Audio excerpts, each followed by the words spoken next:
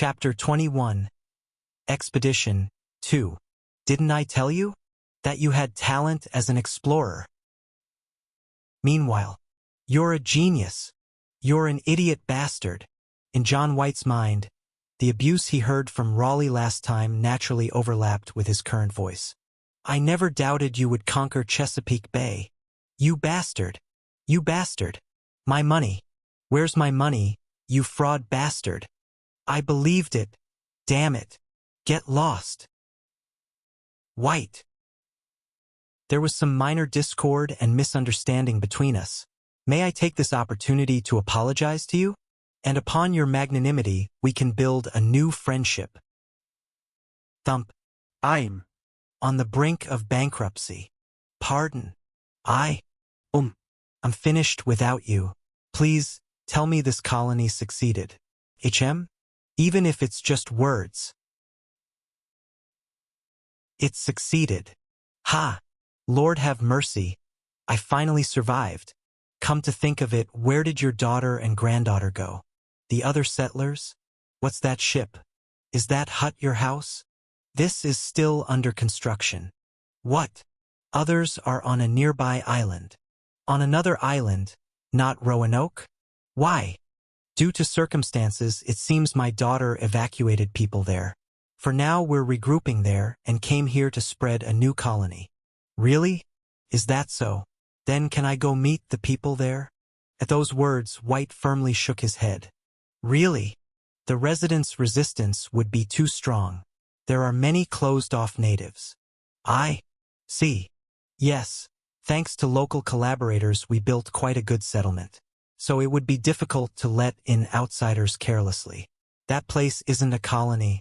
It's an independent kingdom of locals. I understand. Sir Raleigh wasn't a fool. He roughly noticed that John White seemed to have many complaints about him. And seeing the situation here, it seemed the colonial business had barely taken its first step. However, anyway, do you need anything for your business? That stuff wasn't important. A business he thought was on the brink of bankruptcy had revived. I'll give you everything I can give. Whether it actually connects to profits doesn't matter. If just possibility is shown, the Steelyard bankers will open their wallets too. And if funds can be secured, then he can survive somehow. Need funds? I'll give you as much as you want. We don't need funds right now, since the natives around here don't trade in sovereign gold coins anyway. Then what do you want? More population, right? You must be very short on numbers. But once news of your success spreads, people wanting to come here will flood in. We don't need flood-like large population, since the noble collaborator takes care of us. Need a linguist? How about Thomas Harriot here? What about my consent?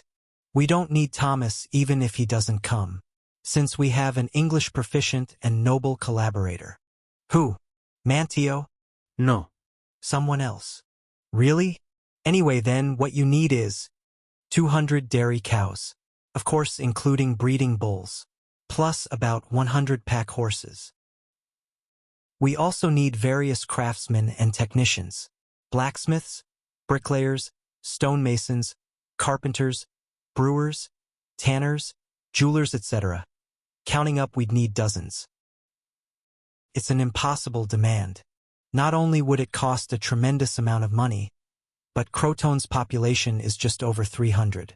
Unless each person will raise one head of livestock, that number is nonsensical.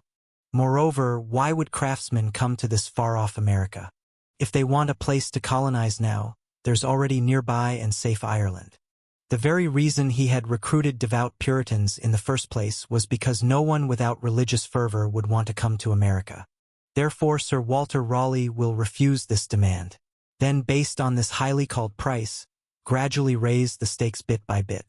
It was a reasonable and sensible judgment. Unless someone was truly crazy, there was no reason to take another path here. Good. Good. If 200 dairy cows won't work. Pardon. Good. I'll give you everything. I'll even empty my entire fortune to bring what you ask for. But Sir Raleigh was indeed truly crazy. Just make this colony succeed while you're alive. Then whether it's 200 or 2,000 cows, I'll even sell my soul to provide. It won't work. Why, Thomas?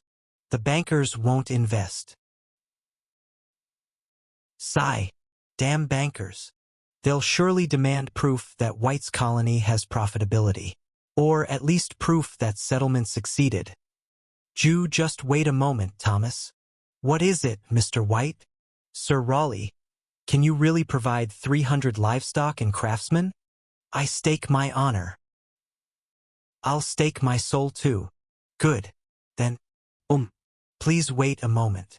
What did Lord Nemo say about how to handle contact with England? Deal with them as non-antagonistically as possible. Minimize exposing my existence. And if there's something you can give it. But it's all Lord Nemo's property, how could I?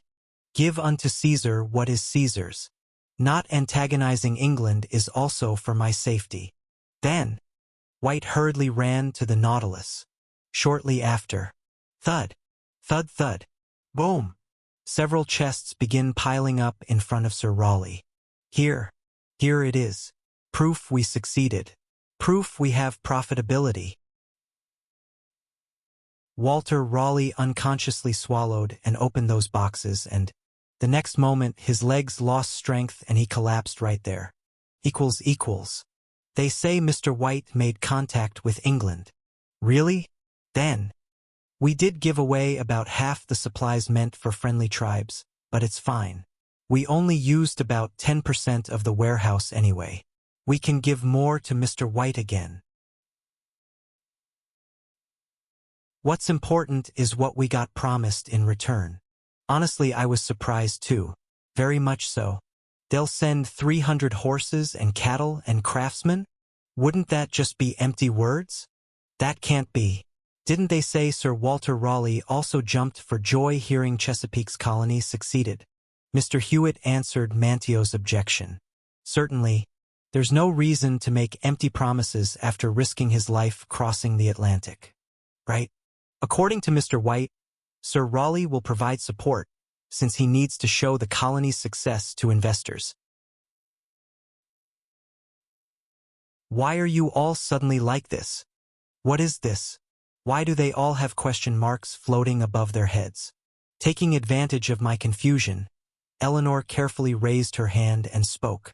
Why is Chesapeake Bay Sir Raleigh's colony? Pardon. Isn't it obviously Lord Nemo's colony? Even if Sir Raleigh provides support later and can claim some shares, isn't it basically established by Lord Nemo? Is that how it works? I naturally thought this was an English colony. What are we going to do otherwise? While I was thinking that, soon Eleanor's shout rings out. We'll tell the English government later too. This is the Lord's holy land, so it's independent territory. Right? Can the English king collect taxes from the Lord? Plus, I'm not English. Can't even call it an English colony. One moment. Suddenly becomes quiet. Kids, let's not get too ahead of ourselves. Would they? Do you think they'd leave alone a land flowing with milk, honey, and aluminum with tremendous potential? Plus, it's not just England, Spain is right next door too. Would they leave this place alone? How to summarize those words appropriately? The Lord probably doesn't want us to shed blood either. Let's think about this issue later for now. Only then does the assembly quiet down. I leaned back against the backrest and fell into thought. Later. I keep putting it off, but it's a problem that will come someday. I know that too, and I feel it. The time to provide an answer to that problem is drawing near. Did you hear? Hear what? What John White demanded from me. He demanded 300 livestock and craftsmen, right? The Queen's bed had many men. From the late former Earl of Leicester Robert Dudley to the Earl of Essex Robert Devereux. They seduced the Queen with countless love poems and gifts and bouquets and sweet words, trying to get closer to the core of wealth and power through her. Walter Raleigh was the most lowly man among them, the youngest son of a fallen gentry family, unlike other competitors who were promised magnificent mansions and titles from birth. But Walter Raleigh beat them all. To become the queen's most favored lover, he honed his sharp senses. Tell me more in detail. What craftsmen did he demand? Stonemasons, blacksmiths, bricklayers, jewelers and brewers. Raleigh's eyes were shining brighter than ever. They have enough jewels that they need jewelers?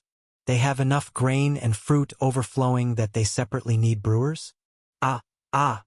Whoever that noble local collaborator is, they must be like the emperor of some Indian empire. Seems some very wealthy man took a liking to White. White's colony hasn't just succeeded. It's a huge success. Now I'll present to the queen those things packed in that white styro whatever box. And when I present all sorts of precious jewels and furs, how will she think of me? If there's giving, there's receiving. His great lover was never stingy with rewards. A toast to John White, to his great success. Cheers. Raleigh wanted to quickly tell her about the new colony. Had to go fast, faster. Even if dangerous, couldn't miss the chance to appear dramatically before her. Hey, even if the ship gets damaged, increase speed. Can't waste a single moment. Must get to London before the Christmas banquet ends. What would she say seeing those beautiful grapes? Chapter 22. Tale of Two Christmases. December 25, 1589. John White woke up and habitually changed into his outdoor clothes to head to Durham House where his patron, Sir Raleigh, lived, then took off his coat again. Walter Raleigh had probably left to attend the Christmas banquet hosted by the Queen. To cover up the failure of the expedition against Spain and maintain public opinion, an even more luxurious feast than usual would be spread. They would enjoy desserts made of sugar and gelatin plates decorated with hardened almond paste and sugar pieces, while indulging in gingerbread, all sorts of tarts and pies, and pudding made from wild boar innards. Then they would probably tilt hot wine with spices, whisper sweet nothings with his lover the Queen, watch plays together, and enjoy the night together. Perhaps Raleigh himself would be angry if he heard such talk. He might say, "Do you know how thin the ice is in political circles after the expedition failed? Do you know that no one knows who might fall politically?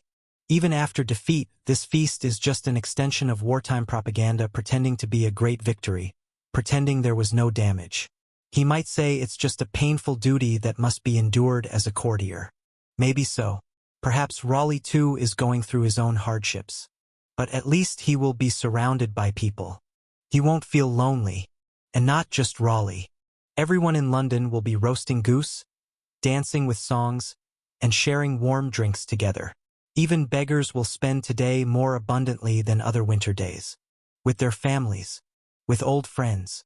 Because that's what Christmas is. That's the happiness people can enjoy on the day the Lord came to the world. With a dry face where no more sighs or tears would come, he looked around the cold room. Quiet and dusty. He hadn't thought about cleaning or organizing this place since returning to London. Because he would return soon. He would soon return to Roanoke Island and receive hospitality from his lovely daughter and his disliked son-in-law while tickling his granddaughter's nose bridge. Because that was his home. Not this miserable and wretched hut. He hated London. Hated it madly. He wanted to escape this place. He hated the people here. He cursed all the laughter, happiness, and joy of this place. While everyone was happy, only he was unhappy. Eleanor, are you well? Virginia, are you well? You must be spending Christmas today too. You must be looking far east across that vast Atlantic. While waiting for me. As the window shaking in the cold wind burst open, the frozen but lively scenery of London unfolds before his eyes. He closes the window again, disliking the carol coming from beyond. And the middle-aged man with ash-gray hair sobs alone. I don't want to live anymore. I don't want to worry in this terrible world. Christmas. To so hate. Mr. White. A voice calling him. Ding. The sound of a small bell ringing. As he lifted his head, warm light embraced him. A long table was placed under a widespread tent. All the native chiefs from around Pamlico Sound sat somewhat awkwardly on it, and their leader was Manteo, wearing a doublet and fine cloak like any Englishman. To the left of the head seat, Thomas Hewitt as representative of the English settlers and Vicente Gonzalez as representative of the Spanish sat side by side engaged in some theological discussion. And to the right of the head seat were two empty seats, with his daughter Eleanor Dare sitting between them, one being Mantio's seat and the other, Mr. White, please sit here, was his seat. White sat down in the empty seat with a dazed feeling. He felt anxious about whether this place really suited him, whether he had taken someone else's seat. Even Eleanor's bright laughter as she sat Virginia on her knee saying, "Look, it's grandfather, and the angel," seemed like it would disappear like a mirage if he closed and opened his eyes. All of this seemed like a dream. "White, my friend." "Mantio," Mantio said as he finished leading and sat down beside him. "Why are you sitting there stupidly? The food will get cold." Startled by those words, White looked up at the table. The food spread out was diverse. Smoked elk meat, chicken fried in oil, mashed potatoes, and even the natives' rough dishes using beans and corn. White briefly picked up a chicken leg but couldn't dare put it in his mouth and put it back down on his plate. "Mr. White, what's wrong?" And again that gentle voice. He turns to look at the man sitting at the head seat. Behind him sparkles a tree with aluminum decorations and candles on each branch. He feels as if it's like a halo in holy paintings. He lifts his head and speaks. "Mr. White, you look somewhat sad. What's wrong?" "Ah, Nemo." "It's nothing. I just dozed off and dreamed about last Christmas." When he secretly believed his daughter and granddaughter were already dead. When he believed he was alone in this world. There was such a time. That was just last year. "Mr. White, are you all right?" "I'm fine. Really, I'm fine." Nemo.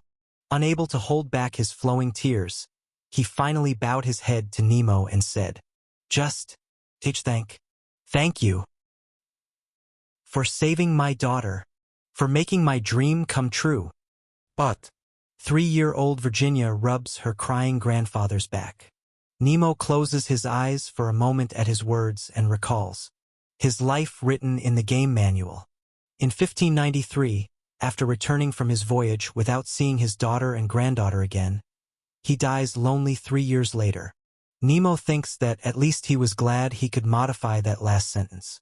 White wiped away his tears and the feast continued. The next day too and the day after. Because it was Christmas. Equals. Glory to Her Majesty the Queen. God bless England. Bless it. The Christmas feast doesn't end just with Christmas Eve and Christmas. A week after Christmas comes New Year's Day, and 5 days after New Year's comes Epiphany, January 6th, the holiday celebrating the manifestation of Jesus. When New Year's Day came, kings and nobles would exchange gifts and perform complex political rituals, and until Epiphany came, they would stop all work and laugh and chat merrily. And at this New Year's feast of 1591, there was one more thing to laugh and chat about. Sir Walter Raleigh still isn't showing up. I heard he went to America? That fool is finally going bankrupt, obsessed with exploration. What delightful news! Shall we have another piece of pie each? Raleigh's disappearance. The empty space left by Raleigh, who had acted like a flamboyant peacock in social circles, was not small at all. The Queen showed noticeable signs of displeasure, and by her side, her other lover Robert Devereux, Earl of Essex, constantly showered her with flattery. However, the Queen was slowly getting tired of the lamb's tongue dishes and cow's udder dishes. She was even getting sick of nights spent with the handsome Earl of Essex. The Queen knew why. Walt. Flinch. The Earl of Essex's face stiffened slightly at that name, but the Queen paid no attention. Walter Raleigh had dared to throw away the Christmas feast, ignore his duties as captain of the Royal Guard, and run off across the Atlantic. That fact made her brow furrow with annoyance and worry. "Your Majesty, your beautiful eyebrows are full of tension. If that scoundrel is causing your heart to darken, I'm fine. I'm quite fine. Your Majesty, Everything was annoying. That Walter Raleigh left like this during Christmas time. That the Earl of Essex kept throwing jealous whispers beside her. That Raleigh chose a dangerous path instead of asking her for financial help. She didn't want to say more. That irritable conversation reached everyone who was listening for the Queen's voice even among the noise. As everyone was carefully watching the Queen's mood and slowly lowering their voices, that's when it happened. One of the royal guards rushed in, bowed his head before the Queen and announced, "Sir Walter Raleigh enters the palace." "Jump! How dare that fellow come here? Calm yourself, Earl of Essex. And everyone else here should calm down too. He crossed the Atlantic to fulfill his noble duty of expanding my territory and spreading Christian faith, though whether that succeeded is another matter." Everyone freezes at the Queen's venomous words. Click, click, click, click. Soon an explorer with magnificent whiskers strode across the middle of the court, his splendid clothes fluttering. He stood before the Queen with a slight sneer towards the Earl of Essex at her side. "Your Majesty's loyal subject has returned from the New World," and he bows with un-Anglo-Saxon-like delicate gestures and manners. Indeed, he was worthy of being the man who captured the Queen's heart with just his face and tongue despite having no background. Sir Raleigh? Did you have a good trip to the Virginia colony?" However, the Queen's response was cool. "According to my sources, I heard your colony suffered a miserable failure from Spanish attacks. How unfortunate. Fortunately, as you are my captain of the Royal Guard, you won't suffer any more difficulties. Your colony failed, so why are you wandering around? If you just stayed nearby and acted cute, I would have taken care of you properly." When Raleigh heard the interpretation of the Queen's words, his expression stiffened briefly, then relaxed. Such light criticism was expected. "And failure, you say? Your Majesty, perhaps English has changed while I was across the Atlantic." Snap. As Raleigh snapped his fingers, workers who emerged from behind him began moving a series of boxes. Click. And when Raleigh himself opened the boxes placed before the Queen, people gasped at that moment.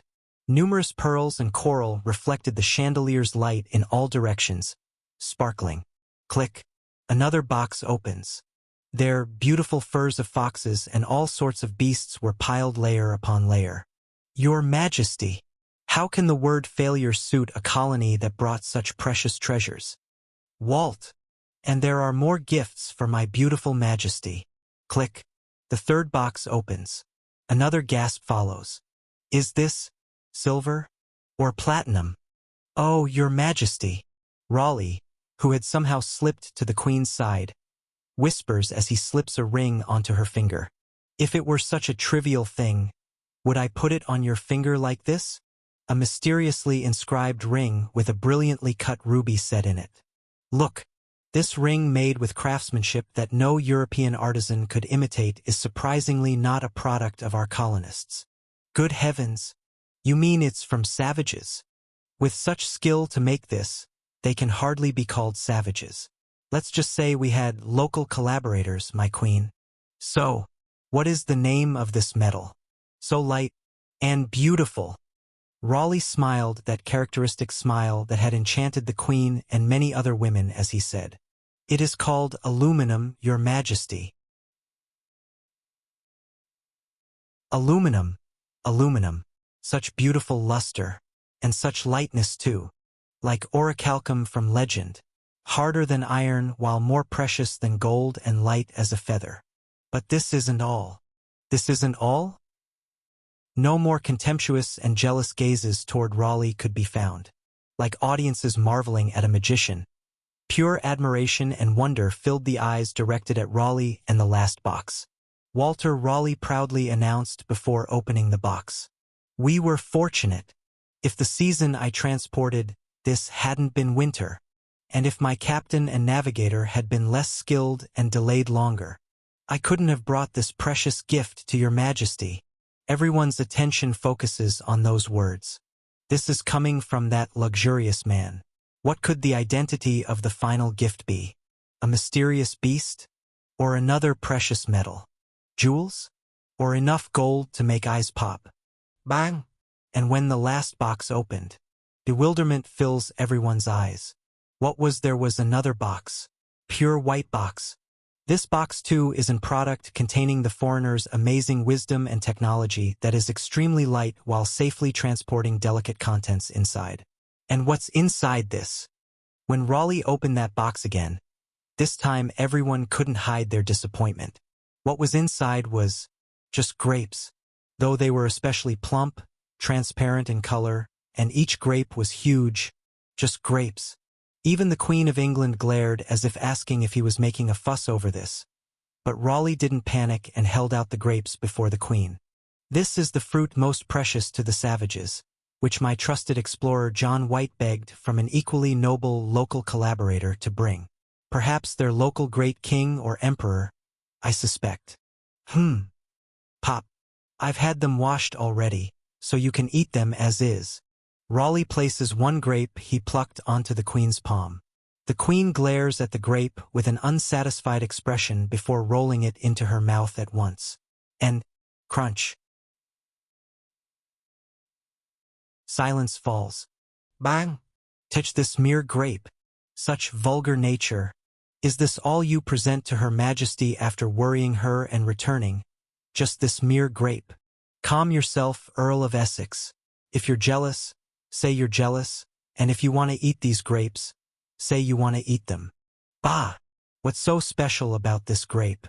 Give it here. This. Mio. Gra. Crunch. Silence falls again. Everyone watches the Queen and Earl of Essex tensely, wondering if perhaps the mad Raleigh had tried to poison the Queen. And, Lord, good heavens.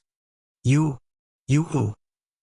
As the Earl of Essex takes another grape, the Queen, as if unable to lose, takes two and rolls them in her mouth. Unable to contain their curiosity, both William Cecil, Lord High Treasurer and Secretary of State, and Francis Walsingham, Principal Secretary, approached and took a grape each to put in their mouths. And, wah, this is. Other sailors who've tasted these grapes say, they're like fruit grown by angels. January 6, 1591, Epiphany. The fifth monarch of the Tudor dynasty. The great Queen of England and Ireland. The Virgin Queen Elizabeth I. This was the day she first ate Shine Muscat grapes. Chapter 23. Sensation. Everyone in the banquet hall froze in confusion at the current commotion. Like children tasting sugar for the first time, the Queen and her most noble subjects were frantically gathering grapes in their hands with their eyes rolling back. The sounds of swallowing and bewildered whispering grew louder from all around. The audience's curiosity and tension increased. Well, I've presented one bunch as a gift to Her Majesty the Queen, but I have one more bunch left. Walter Raleigh was not a man to miss such an atmosphere. The banquet hall had now become the best promotional venue. Raleigh held the box of grapes and circled the hall once, capturing people's attention. Unfortunately, I only have 2 bunches at hand, so I'll divide the remaining bunch and share 1 grape each. Oh, might I be able to taste one? Of course, Baron. Come forward. Thus, a brave young nobleman slowly stepped forward to Raleigh and plucked 1 grape. Transparent, it is. Simultaneously large and firm. Yet there will be nothing disturbing when you eat it. Pardon? What does that mean? Try eating it. Then you'll know. The Baron swallows and takes a small bite of the grape. His eyes widen briefly, then shrink. Des délicieux. And, the Baron's eyes scan the cross-section of the grape. Something important that should be there isn't. And he licks the grape remnants in his mouth with his tongue, searching for that something. Again, it's not there. SS seeds are gone. What? No seeds. Is it bottled grapes? Or? No. These grapes weren't bottled. They grew very healthily, normally. Raleigh quiets the murmuring crowd and raises the bunch of grapes high. The wise foreigners who grow these delicious grapes have developed a method to prevent seeds from forming in grapes. Whether this variety has no seeds, or they use some special technique, I couldn't find out, but that much is certain. Buzz, buzz. People began to gather around Raleigh hurriedly to see the seedless grapes. They began to verify by splitting the grapes Raleigh gave them and rolling them in their mouths. But indeed, there were none. There were no seeds. This is not a product of nature. This is the Lord's. Thud. Someone fainted, and someone screamed. Someone shed tears at the ecstatic taste of Shine Muscat, and someone immediately took out a notebook and began writing poetry. Look, Your Majesty. Virginia has such wise neighbors, delicious fruits, precious treasures, and various precious metals. All this is thanks to Your Majesty who gave me the right to establish a colony in America, and thanks to the Lord who made Your Majesty the monarch of England. Hallelujah! Hallelujah! Hallelujah! The crowd, half-soaked in excitement and frenzy, was drawn into Raleigh's words. The Earl of Essex's grinding teeth were not heard under the cheers. Even those who normally despised Raleigh all cheered and awaited the Queen's reaction. After the great victory at the Battle of Calais, the counterattack against Spain had failed miserably. Now that the English Armada had collapsed and the war with Spain had entered a lull, the colony, thought to have failed, had revived and brought immense treasure. All of that story seemed like a blessing from the Lord to England facing hardship. Everyone gathered here was waiting for the Queen's reaction. Everyone's eyes now held expectation. Your Majesty, how does this fruit taste? When an unlucky nobleman who hadn't tasted it shouted, Elizabeth, who was just coming to her senses, looked at Raleigh with eyes now focused and said, it was a heavenly taste. Angel-grown fruit, was it? It was as if some desireless angel had plucked a handful of heavenly fruit and distributed it free to humans on earth. It was mostly correct if you substituted the angel for the Japanese Ministry of Agriculture, Forestry and Fisheries. They could taste this fruit thanks to their mercy and work negligence. Mr. Hata Tsutomu, the Minister of Agriculture, Forestry and Fisheries at that time, must be smiling at them all from heaven. Your Majesty. Anyway, the Queen who finished speaking stood up abruptly and asked Raleigh, Sir. Yes, Your Majesty. You said the name of this metal you gave me is aluminum. These animal furs seem to be fox. Then what is the name of this fruit? At those words, Raleigh smiled, lifting the corners of his mouth. Smiling, he said, Shine Muscat. Shine Muscat. That one phrase struck England. Ah, and one more thing. Our colonists, along with a powerful local collaborator, defeated the Spanish fleet. They are now using a captured galleon to defend the place. Raleigh's subsequent words too. Treasure and victory. In an instant, all of England was filled with festive cheers. Equals. Several days had passed since that shocking Epiphany feast. Phew! The Queen, sitting alone in her bedroom for the first time in a while, tightly gripped and released the mysteriously white-shining ring in her hand. This sturdy, light ring absorbed her body heat and was covered in condensation. What is this? Many rumors are circulating around this. A cheap piece of metal whose value Walter Raleigh manipulated? White gold from the New World that no one has ever seen before. Orichalcum, which Plato sang was used by the people of Atlantis. The first rumor was undoubtedly spread by Earl of Essex Robert Devereux and his father-in-law, Secretary of State Francis Walsingham. They literally want to chew up Raleigh. But since so many people had witnessed Raleigh's gifts, and the Queen herself was greatly pleased with them, it was also the rumor believed by the fewest people. The only believers were his political opponents who wanted to prevent Raleigh from raking in money in the future. The second rumor was being spread by Raleigh himself. He was demonstrating excellent showmanship as he darted around London's influential merchants and nobles. Those who believed this were usually people interested in money. More precisely, those interested in the money that the new colony in the New World would bring in. They would all become Raleigh's investors and sponsors. The last rumor was the most extravagant and romantic. Many fools were captivated by the possibility of a vast empire and new civilization across the Atlantic, stomping their feet and losing sleep. That rumor was spread directly by the Queen herself. Why? Very light. because she rather liked this aluminum ring. She wanted it to become fashionable. She wanted it to become a new wealth. She wished that as Raleigh presented aluminum to her, its value would skyrocket. She wished the aluminum that might exist in that new world would overwhelm Spain's gold and silver. She wanted it to fill the treasury depleted by the defeat in the recent naval battle, even a little. With such complicated feelings, Elizabeth Tudor, fascinated by aluminum's mysterious light, continuously fingered the ring. And pop. Oh! Oh! She wanted to eat more of these grapes. To think there are more such grapes in that new world. She bit and tore apart the firm yet soft skin encasing the grape in one bite. Ooh-hoo! And with it she enjoyed supreme pleasure. Not just the pleasure of taste. The eternal deficit that could not be resolved even with trade equals piracy with Spain.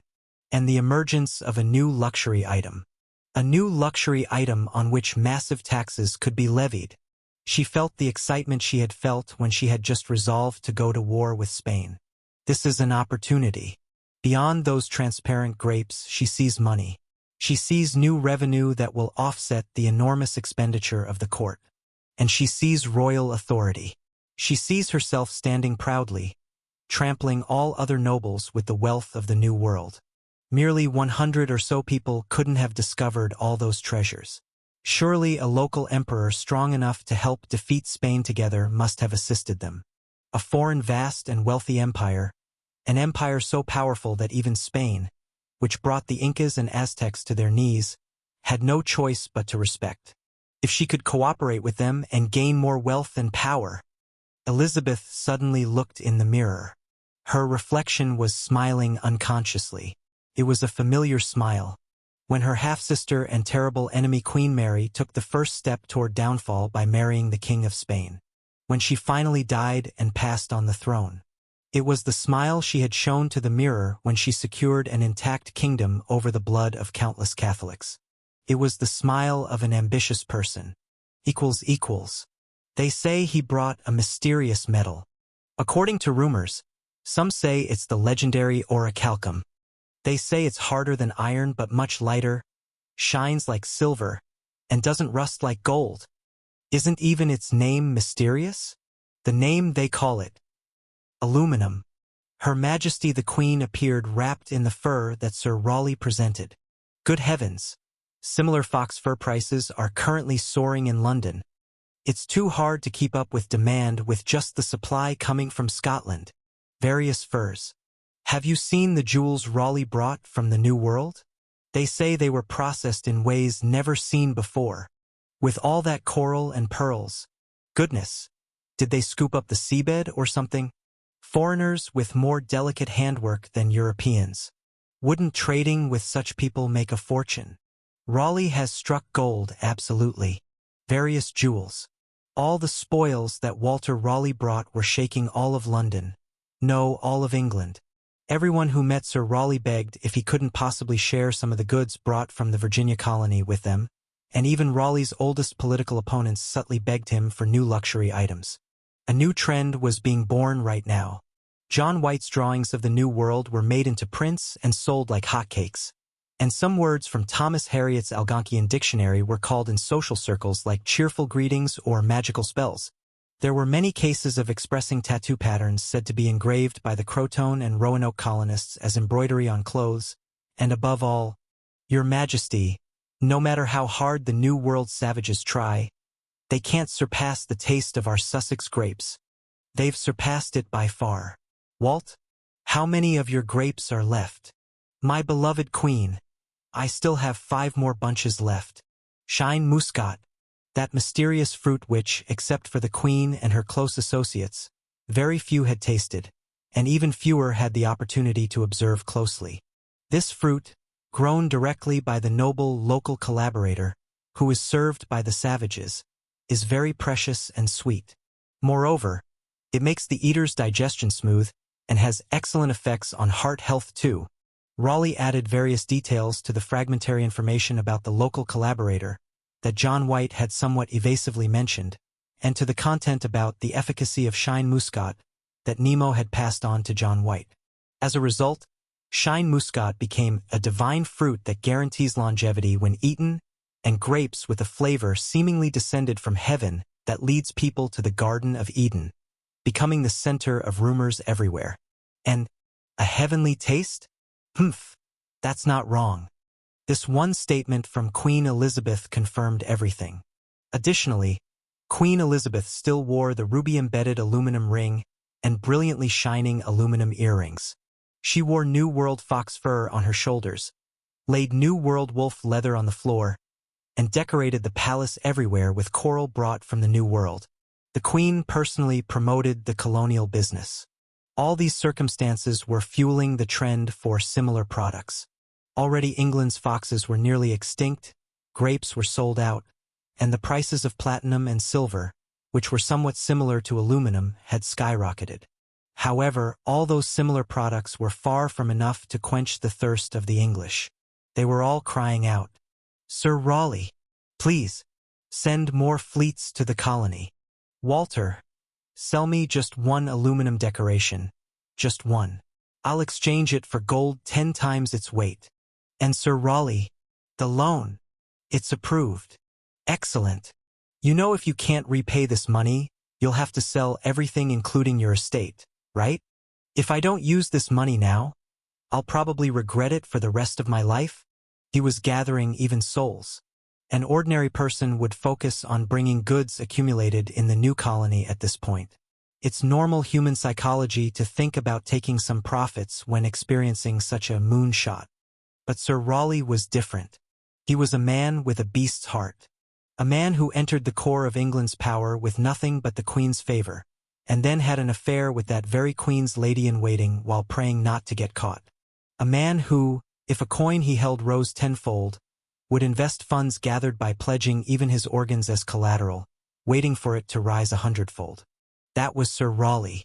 That boldness was his charm, and that charm had made him, a nothing, a fallen gentry, into the Queen's favorite. Walter Raleigh immediately began buying up all the cows throughout England. The number of cows gathered this way was about 237. Once enough livestock to set up a large ranch had gathered, Raleigh proceeded with the business without hesitation. The so-called Virginia Trading Company was established, and under that company's name, the construction of new ships was ordered. Cargo ships capable of carrying hundreds of livestock and various loads were purchased and built several at a time. And when the cargo ships were ready, Raleigh didn't delay any further. Thomas Harriot, what did I tell you? I said it would work."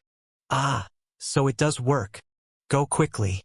Governor John White needs these livestock to pioneer the new colony." He crossed the Atlantic right away. Hundreds and thousands of able-bodied men flocked to the Virginia Trading Company he left behind, applying for immigration rights. However, almost none of them were actually promised immigration. Only technicians with families were accepted. All others were disqualified.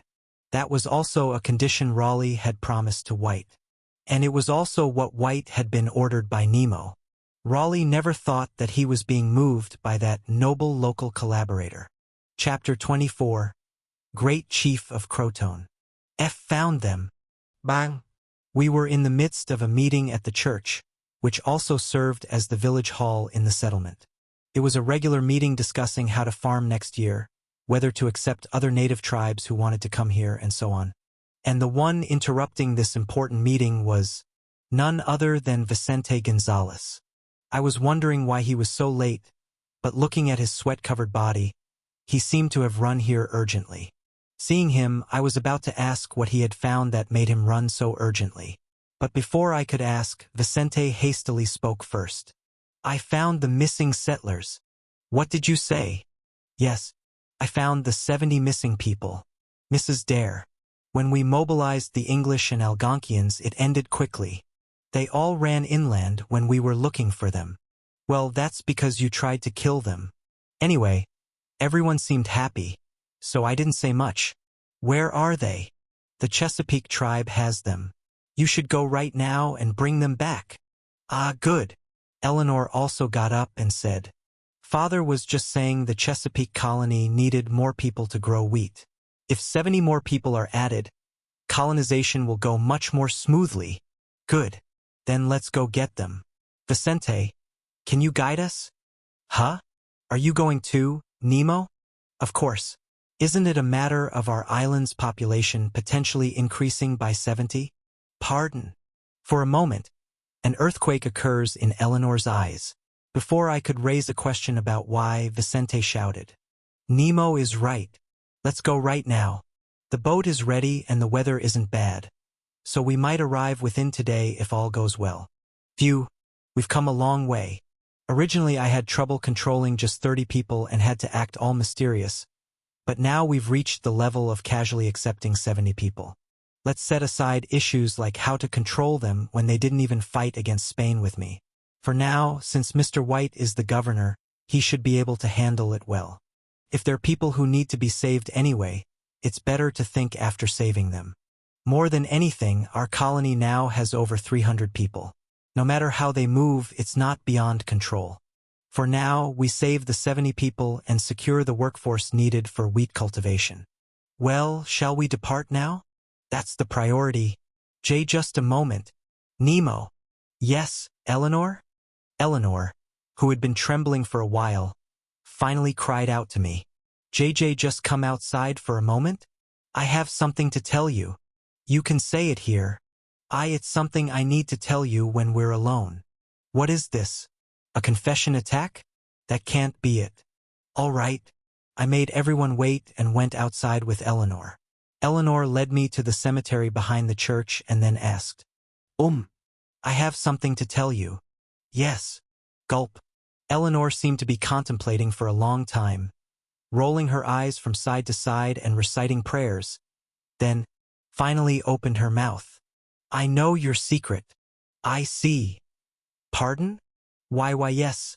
I said I know your secret. What? What secret? No way. No. From experience, if I speak first in this situation, I'll definitely be screwed. The one who speaks first always loses. If I keep my mouth shut, the other person will end it themselves. Adding words to a situation that could end just by keeping quiet invites disaster. I realized that truth on the day I heard just, senior, and answered, sorry, I have a girlfriend, only to receive the response, no, I was just wondering if you could give me the class notes. So I kept my mouth firmly shut and waited. Well, it's no secret that you're an angel, Nemo. What I'm trying to say isn't that. My judgment was proven right once again. I really almost got screwed. I almost said, how did you know I'm from the future? And gotten a what? What are you talking about, Nemo? In return. Anyway, yes, that's not a secret. Right? We're writing down the Lord's words you deliver every day. I'm really screwed. I had inwardly hoped they would just think of me as some mysterious saint. But it's not at that level. It's a systematized faith. I tried to hide my trembling hands by casually putting them behind my back. Yes. Angel. Recording an angel's statements. That's basically scripture. Damn it. Now the truth I've been avoiding is revealed. The puzzles I refused to match are suddenly fitting together, and all the discomfort I felt starts getting explained. An angel. An additional supplement to the Bible, 1591 edition. Cold sweat runs down my back. I barely maintain a detached attitude, but inside I'm burning up. I clench my jaw to stop my teeth from chattering and quickly wipe the sweat forming on my hands on my clothes. Anyway, I was wondering if it's okay for you, an angel, to leave your home. Eleanor, who couldn't know what I was thinking, cried out with a serious expression. Pardon. Silence follows. What's that supposed to mean now? I sort of understand that I'm an angel, and I get that you're writing a new Bible, included as a bonus chapter for Roanoke crowdfunding participants. But why does it matter if I leave my home? Phew. So you are worried about that. Of course, my strategy remained the same this time too. Don't unnecessarily reveal ignorance. Why, you even know what I'm going to say, as expected of Nemo. And my strategy was effective this time as well. No, I don't know, so just speak up quickly. I know about your sacrifice. My father knows too. What you do every night. Indeed, there are no eternal secrets. You're stopping demons from rising from hell every night. What the F? I mean, no. Pardon? Anyway, my father and I promised to keep your secret that day. We had no idea that such evil power would stretch out so vilely from a place we thought was just sacred. I roughly understood your situation. I was so embarrassed I wanted to die. So I was caught, playing Doom. I felt like I should show a melancholic face at this point. So I did, and Eleanor teared up. It's not easy, is it? I know. I remember the curses you spat while slaughtering demons. And that evil hymn the demon's minions were singing still echoes in my head. The lyrics were... Stop. I stopped her because I felt like I might burst out laughing. Somehow that evil hymn feels like it might be ranked 200th on Rolling Stone's 500 Greatest Albums list, 2012 edition. Anyway, you mean you're worried that if I leave my post where I need to block the devil's forces, something terrible might happen? Why, yes, that's right. You underestimate my authority too much. Darkness can only retreat when light approaches. Satan's authority can never suppress the Lord's authority. So don't worry from now on. Yes. Tell Mr. White the same thing. Yes. And please keep the secret. Oh, of course. With those words, Eleanor went back into the church, shedding tears of emotion. I should soon go into the church and go to Chesapeake Bay with Vicente, but for now I closed my eyes. Phew. Seriously. Living is too hard. Too hard. What do I do about this? Nemo. We're departing. Phew. Let's go to Chesapeake Bay for now. Let's think after we get there. I'm going to have a word with you. Our friend Roger says your land and food are very, very necessary. Woa-ea. So your tribe members must either give us territory and grain, or prepare for war with us. This is outrageous oppression. Our federation will not stand by. If you won't stand by, what will you do? Get out. Come back with the will to surrender, or come back with weapons. Woa-ea. Get out. The tribe's warriors fell into a frenzy of excitement, each pounding their spears on the ground or throwing their bows into the air. Why, you'll regret this. Our federation will surely make you regret the decision the chief made today. Try if you can. By the way, if you don't leave right now, I'll skin you alive. I'll start counting now. 1, 2. Ugh, arg. The chief laughed at the Powhatan messenger who ran away hastily. Then he turned to Roger and said, What do you think, Roger? Once our war preparations are complete, we'll enter their territory immediately and plunder their food. Will that be okay? You said the Powhatans have over 1,000 warriors, right? And their population is several times larger than yours. It's fine. Even if they have thousands, they'll flee in terror at your guns. And in the end, I've only declared war on one tribe of them. The chief laughed and patted his shoulder, but his voice was serious. War is inevitable anyway. We're already tight on food for this year. For US to survive, we must raid other tribes. Your coming to this land is a blessing from the spirits. Or it could be the blessing of Jesus whom you believe in and follow. Whatever the case, we must survive. I believe you would agree with that fact. I understand. Roger finally realized the reality and nodded. White had left, and England's rescue hadn't come. When the Spanish came here, weren't these people the ones who hid and protected them? In the end, there's no choice but to follow their words. Then the chief finally reveals a full smile.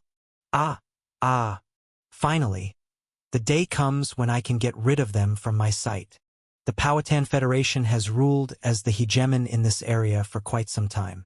How bitter it has been under their coercive demands and intimidation. But everything changed when these people from across the sea joined. Their guns drop even flying birds and make thunder-like sounds. Even the most brave and well-trained warrior dies at the gesture of a child. That's how the reversal of power occurred. For the first time, The chief who had only been piling bitterness in his heart was given the power to resolve that bitterness. The chief's desire for conquest and achievement burns in his heart. Now he pictures himself making them kneel and expanding the tribe's domain far to the north. With just these English people from across the sea, he can achieve it. It's no longer an impossible dream. Anyway, they have nowhere to go back to, right? Most of them were men, so if they marry suitable beautiful women here and live, they'll naturally become members of the tribe and warriors. If that happens, hoo-hoo. The Powhatan Federation and the like. Chief, guests have arrived. Haha, why so hurried? I've just made an important tribal decision, so guests can wait a bit. It's people from across the sea, saying he's John White. Huh? Instantly, Roger's face brightens, and the chief's face turns ashen. John White. The governor has come. The governor has come. Tich, thank you for everything, chief. Now that my countrymen have come, I must go back. I'll connect with the homeland later and bring you various gifts. Finally, after 1,000,000 years, I can eat roast beef. Why, you'll regret this. Our federation will surely make you regret the decision the chief made today. The messenger's words come to mind. Will that be okay? You said the Powhatans have over 1,000 warriors, right? And their population is several times larger than yours. Roger's words just now also come to mind. Thousands of warriors, facing a population several times larger. With guns. Now those gunmen are leaving. Should he stop them from leaving? Is that even possible? Chief, then goodbye. Wait a moment. The chief swallowed and said to Roger, "Let me meet this John White." At those words, Roger realized that he and his countrymen had gained the upper hand, and said with a grin, "All right." Soon after, 4 people entered the chief's house. 3 of them had faces Roger knew: John White, Eleanor Dare, Manteo. And the other person, who is that? A savage guide? While Roger tilted his head in confusion, the 3 sat opposite the chief. The chief spoke to the person sitting in the middle. "Are you John White? You look more similar to our people than other people from across the sea. Quite unexpected." "I am John White. This is Nemo." "Huh? But why are you sitting there? What's wrong with where I'm sitting?" "Oops." For White, who wasn't familiar with the savage culture, Roger quickly approached and said, "Governor, the seat where that savage is sitting is the chief's seat. As our representative, you should sit in the middle." "What? So, Governor, I'm not the representative. What do you mean? And if you call him a savage one more time, I won't stay quiet." Immediately, White's eyes change. He wasn't the usually indecisive and gentle-eyed man. "Not just me. God won't stay quiet either." "Pardon? Nemo?" Ne. Montag? While Roger was confused by White's words, the chief muttered that unfamiliar name as if trying to recall something, then widened his eyes as if realizing something. He remembered who the person with that name was. Then, correcting his arrogant posture, he carefully asked, "Are you the great chief of Croton Island?" "Pardon. I apologize for never visiting you. The uncivilized Powhatan Federation in the north has been confronting us, so I haven't had the proper opportunity to visit." Nemo? What's wrong? What is this? I've heard of a Korean plant breeder who became a chief in Nigeria after developing pest-resistant cassava, but why am I your great chief? Confused without knowing, I glanced at Eleanor, who looked at John White, who looked at Manteo. Then Manteo asks me as if bewildered, "Is there something strange?" "No. This person just called me great chief." "Yes. What's strange about that?" "Pardon. What's going on? Why are you acting like this too?" After a long silence and seeing my eyes full of various questions, Manteo finally clapped his hands and said, I thought you would naturally know this. Since you're so fluent in our language. What are you talking about? A chief is the wealthiest person. Isn't that right? Usually, I guess? And the wealthiest person is the one who gives the most, sharing his wealth with others so that other people respect and recognize him as chief, right? In this region, who is the wealthiest and most giving person? It's me. I recall all the pearls, coral, and furs piled up in our farm warehouse and feel cold sweat running down my back. All this time I thought I was bartering, that I was giving grapes and receiving various gifts in return. But that was, tribute? Huh? Great chief. Is there something uncomfortable? What is this? Like, Japanese shine muscat spreading worldwide. Americans establish Japanese great chief after falling for grape taste. Or something. Thanks to Mantio speaking all of this in English. The opposing chief only understood my words and tilted his head in confusion, knowing nothing. He probably wondered why these guys were suddenly whispering among themselves. You mean I'm, that person's king? That's right. But rather than a powerful and binding king like England's monarch, it's closer to someone slightly higher up. A person worthy of respect, not a ruler. I roughly understand. Like a sir in the village who receives deep bows from elders, a landowner since Japanese colonial times, suspiciously wealthy during colonial rule, kind of position. I put some strength in my eyes and spoke as majestically as possible. I have no discomfort. Well, that's really fortunate. Except for one thing. Yes, you have a discomfort. What on earth? I quietly turned my gaze to a white man standing next to the chief, and asked him in English, "What is your name?" Pardon. Yes. Weren't you a member of the Roanoke colony? And my name is Roger. Roger Pratt. Roger Pratt. I turned my head back to the chief and said, "What is your name?" Oitoten. Oitoten, I want Roger Pratt to return to his countrymen. All of his colleagues too. Can you help with that? Good. Appropriately authoritative. He seems to have eaten my grapes that somehow flowed here. Then he should pay the price for the shine muscat. Thinking so, I watched his expression with a smile. Take that. What's this? Suddenly Oitoten's face turns pale. Seeing his seriously tense expression made me feel uncomfortable and anxious. Well, that is. Please spare my life. Pardon. Please help our tribe members keep their lives. If you just help us, I'll do anything to repay the favor. Looking back at Mantio, he too seemed bewildered with question marks all over his face. Wondering if something was wrong, I looked at Roger. He was quietly sighing with his face buried in both hands. Please help us. At this rate, our tribe is finished in war. Please, explain. So. I see. I happened to arrive at a strange timing.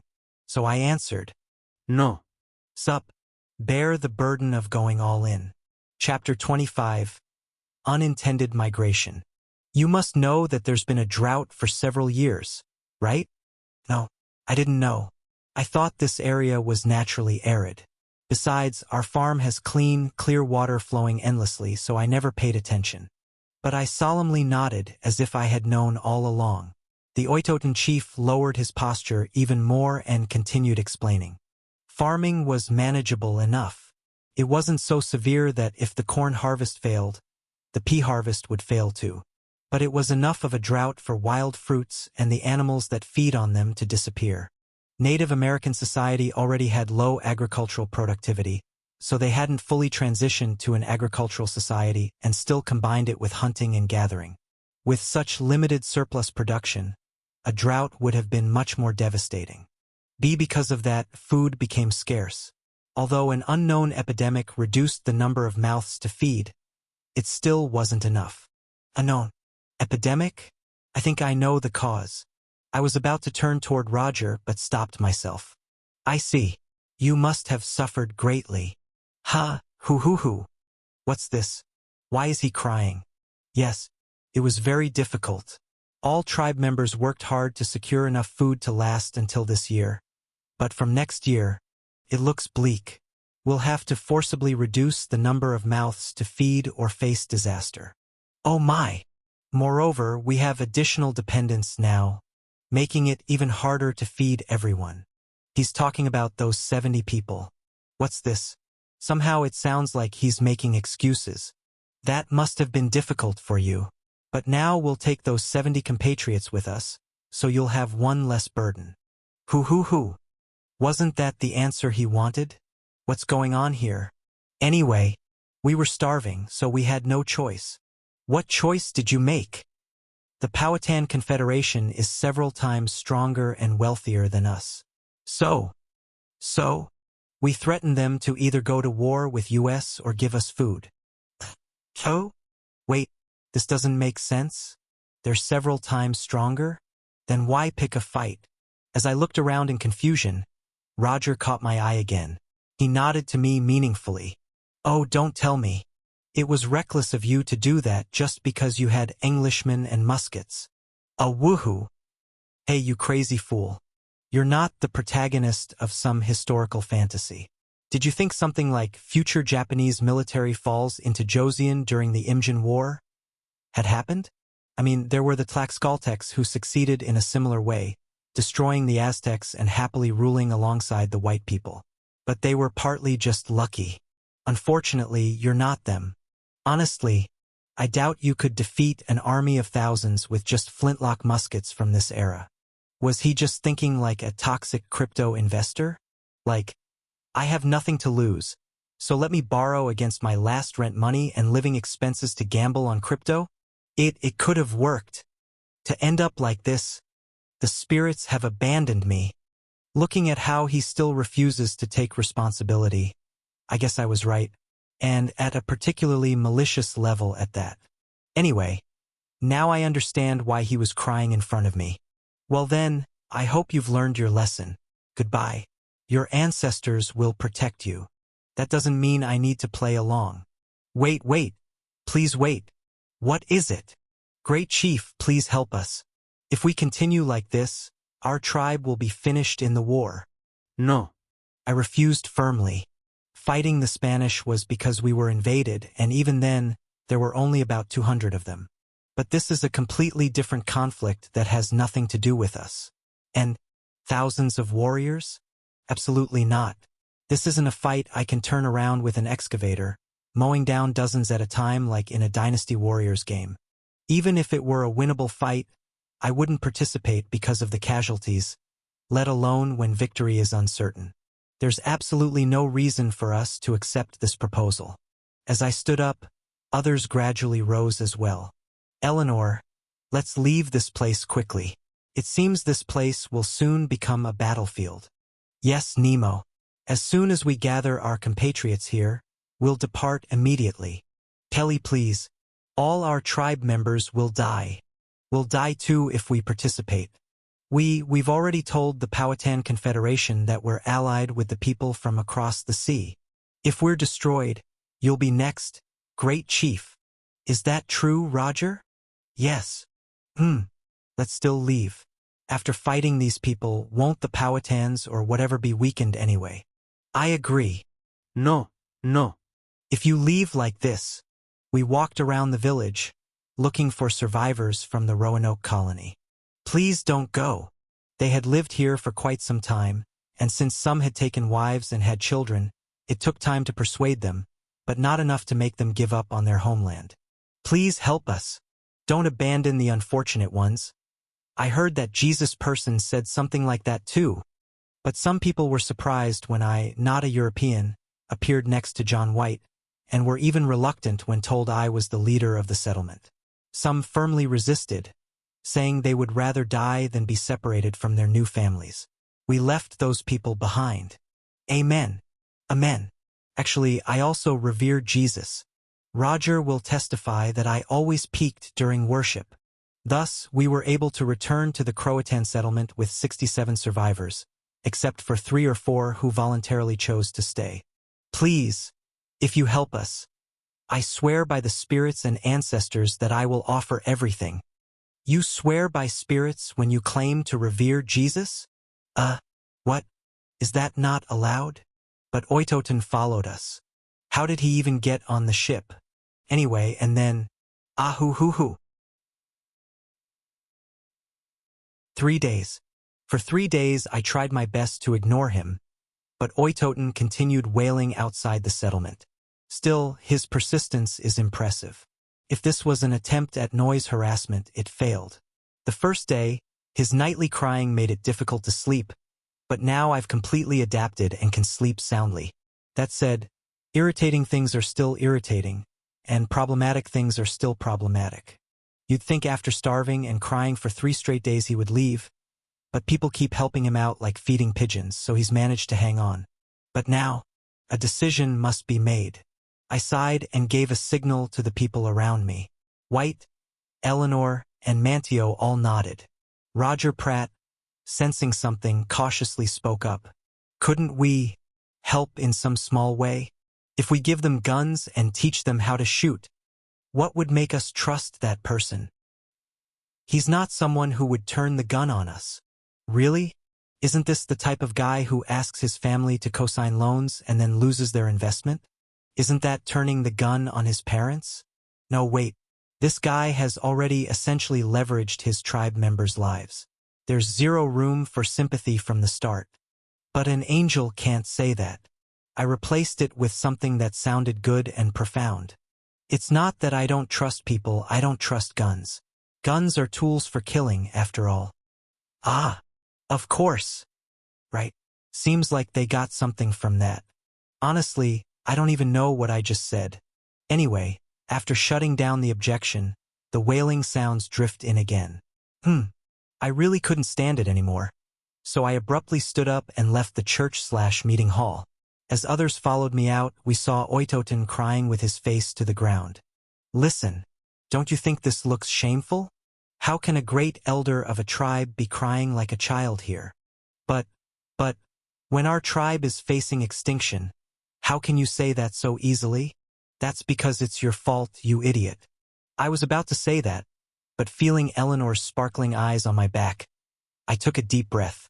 I barely managed to swallow the curses that had risen to my throat. All right, go back. What nerve do you have to ask us to fight and die for you when you're not even asking us to share food because you're hungry? Teach that, great chief. If you really want protection from me as the great chief, come and settle in our territory that we've purchased from the surrounding tribes. At my shout, Oitoten stared at me with wide eyes. If you come to our territory, I'll give you seeds and land.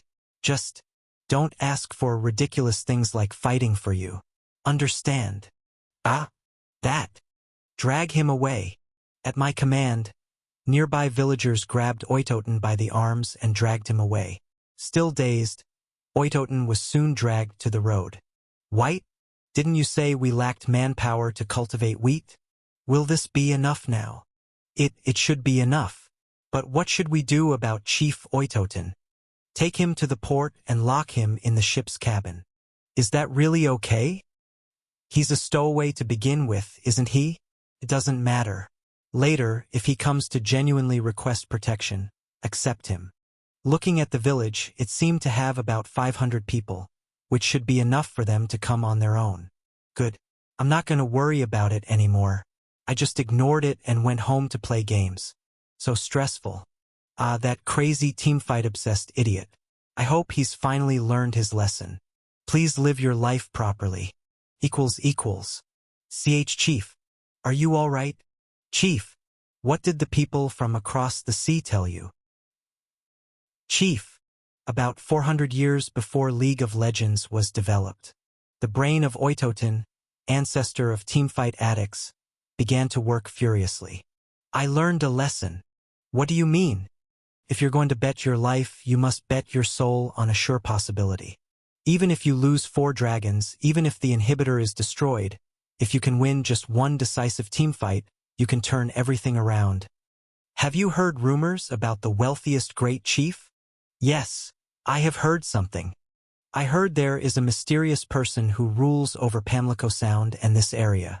Though they don't show themselves at the great gatherings, They're said to share sweet grapes. I have met that person. What? Then? The great chief spoke to me. They said if we want protection, we should enter their territory and live as obedient subjects. Let's go to their territory. That's where we'll find our salvation. Oh, and so, part of the Chesapeake tribe began a great migration under Chief Oytoten's leadership. Since it was still a massive number of about 600 people, the story couldn't help but spread to other tribes. Why are they moving? They say it's by the great chief's command? If you want to live, come into their territory, they said. Everyone began to stir at this bewildering news. From those fearing the Powhatan Confederation's threats to those lacking food due to drought. Soon the procession of 100 people became 200, then 300, and quickly surpassed 500. Like dominoes falling, the procession finally reached the Chesapeake region. Go, Governor! The immigrants have arrived. Oh, so Oytoten has finally come. So how many came? We'll distribute potatoes and wheat to each person and teach them how to use farming tools. It looks like about 1,000 people have come. They keep mentioning something about a great chief. What's that about? White finally began to realize something had gone wrong. The first month, they taught Oytoten and his tribe members how to farm potatoes. The next month, they distributed corn seeds to the rest of the people. The month after that, they taught the newly arrived people how to help in others' fields. Strange. I don't understand why there's no end to this. The only tribe that requested protection was Oytoten's. Trembling in confusion, White finally undertook a census the following month. 1, 2, 3. The population exceeded 3,400. How did this area become a giant plantation? What? While the angel-acknowledged Lord of Chesapeake Bay, White was bewildered. Several months flew by. A ship is coming. A ship is here. Finally, in September 1591. Oh, it's all farmland. The colony is a huge success. Sir Raleigh arrived, along with hundreds of livestock. Chapter 26. Emperor's Revelation. White should have been experiencing the best feeling of his life right now. My name is Wickwash. My family has 4 members. My tribe is. Go to the Western Farm for now. There, you'll receive tools to build a house, land, and seeds. Oh, and don't forget to get the needle. Understood. Thousands of natives were flooding into his territory in Chesapeake Bay, requesting settlement.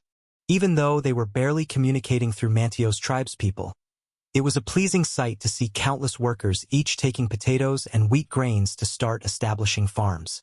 Over here. Like this. Keep the plow facing downward. Like this.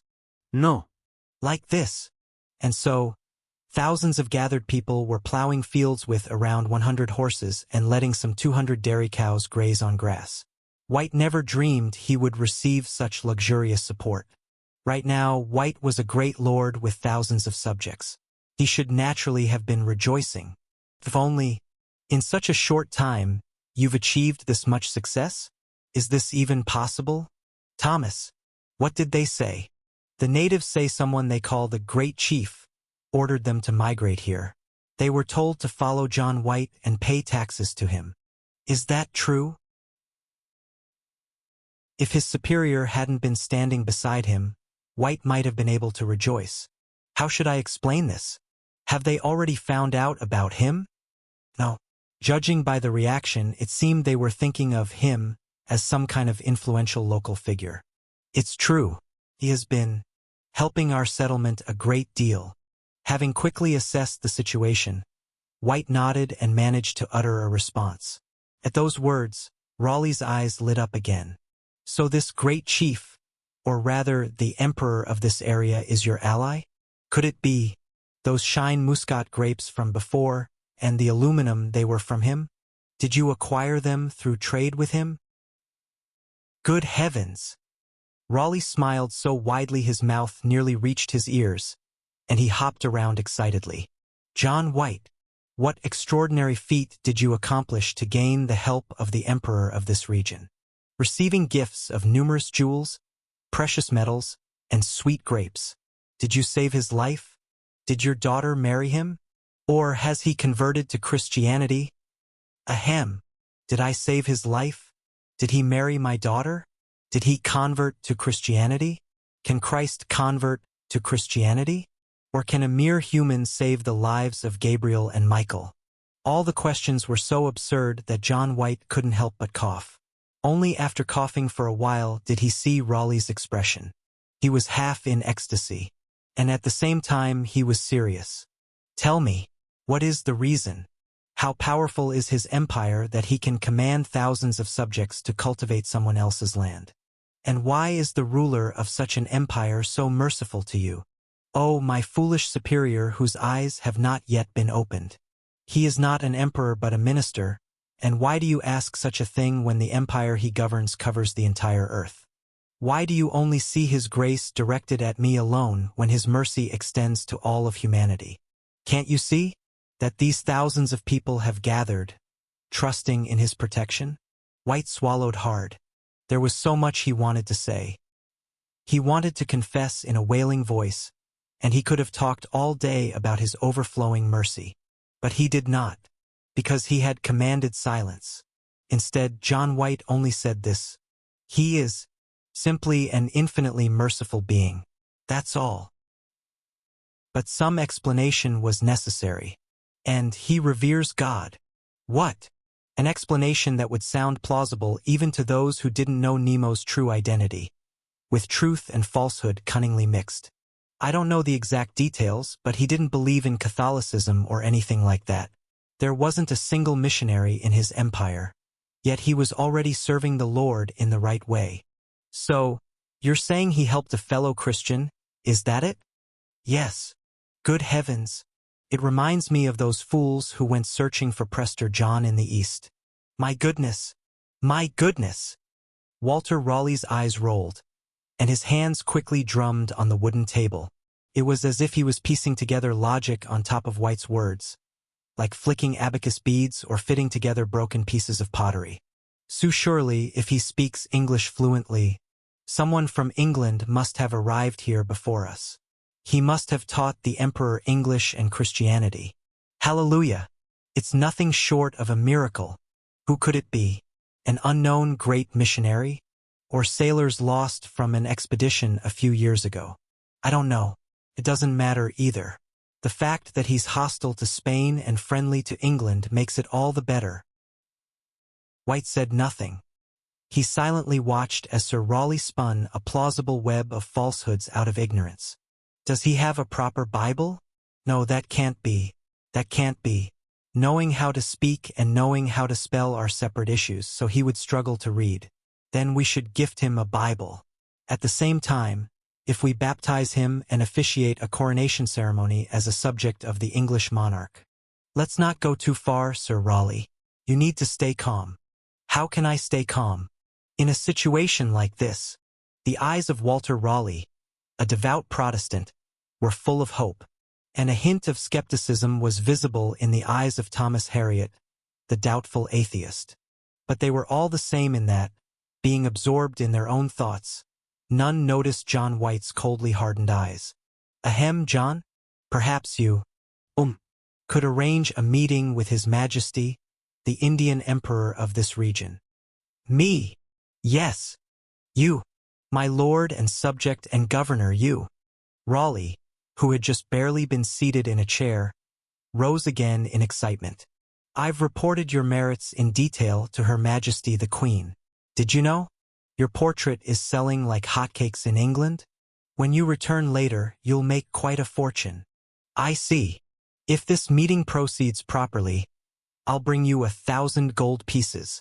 You'll become the true lord of this land. What do you think? John? Aren't you happy? Not at all. I'm very happy. It's just hard to contain my joy.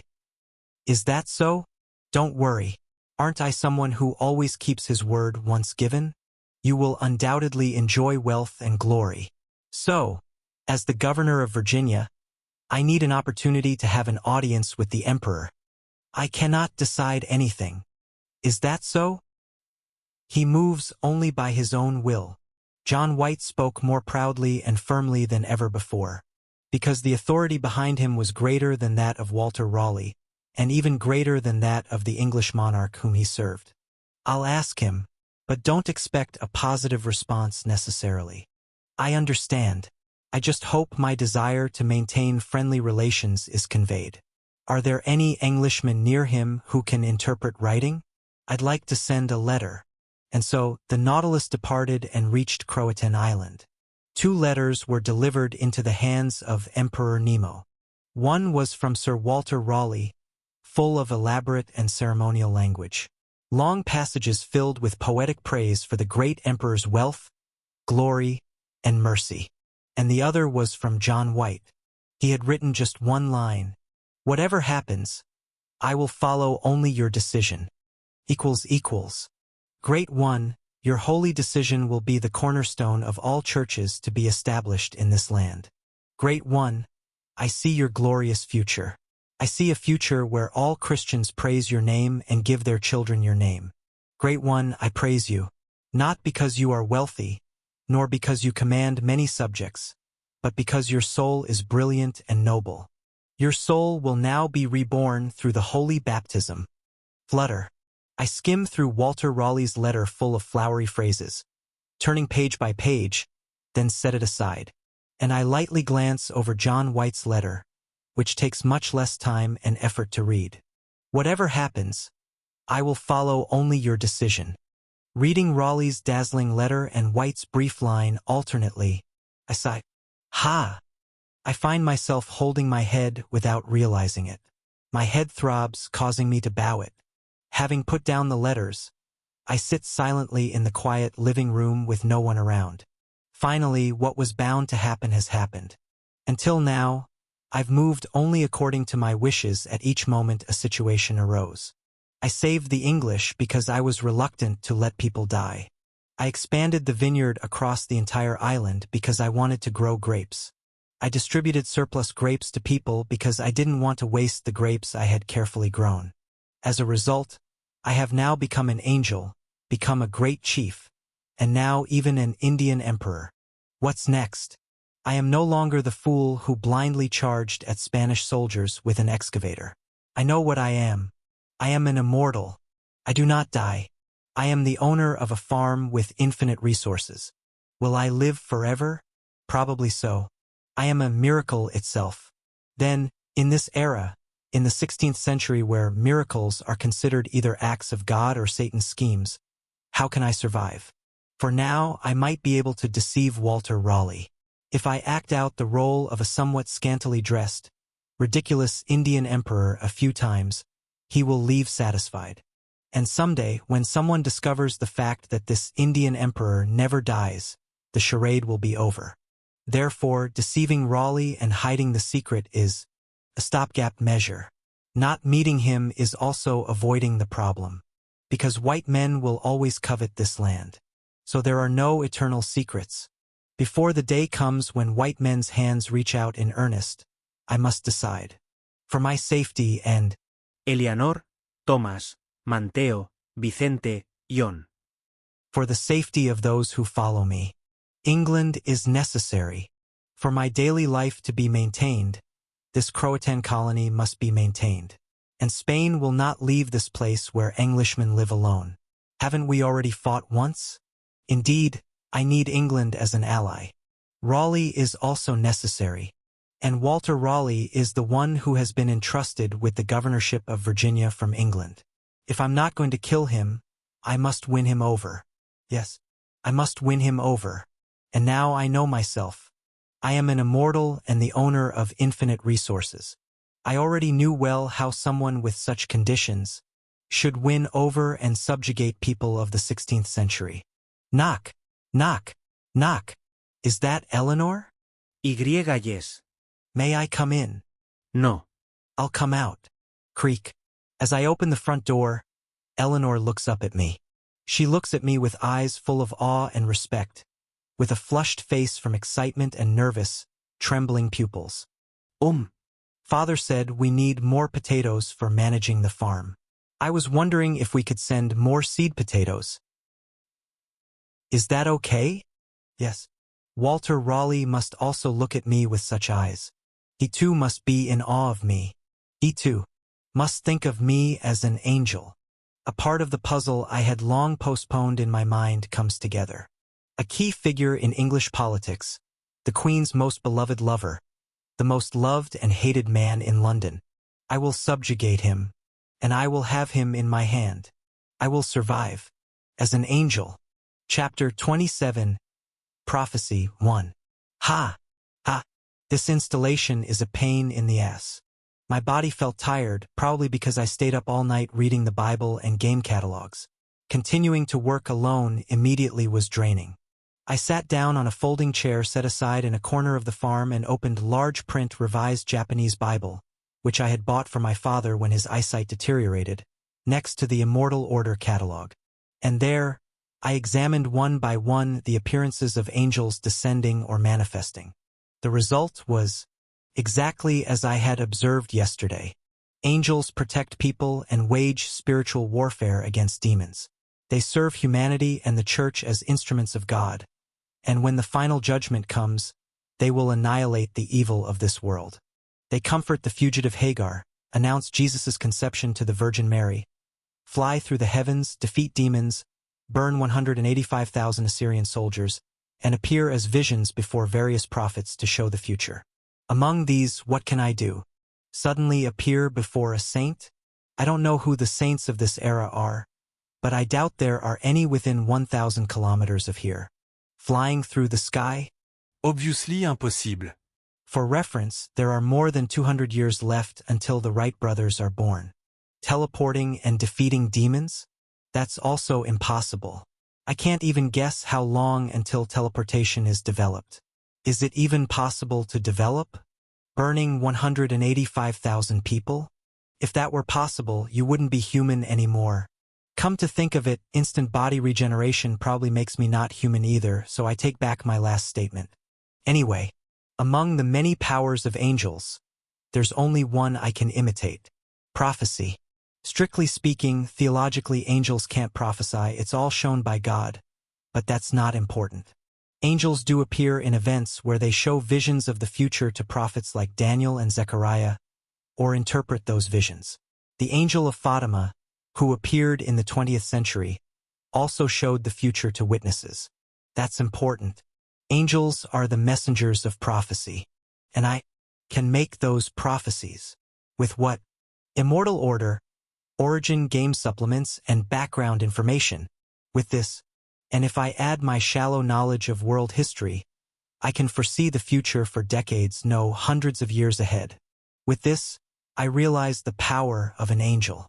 But this alone is not enough, because on the outside, I look like an ordinary human.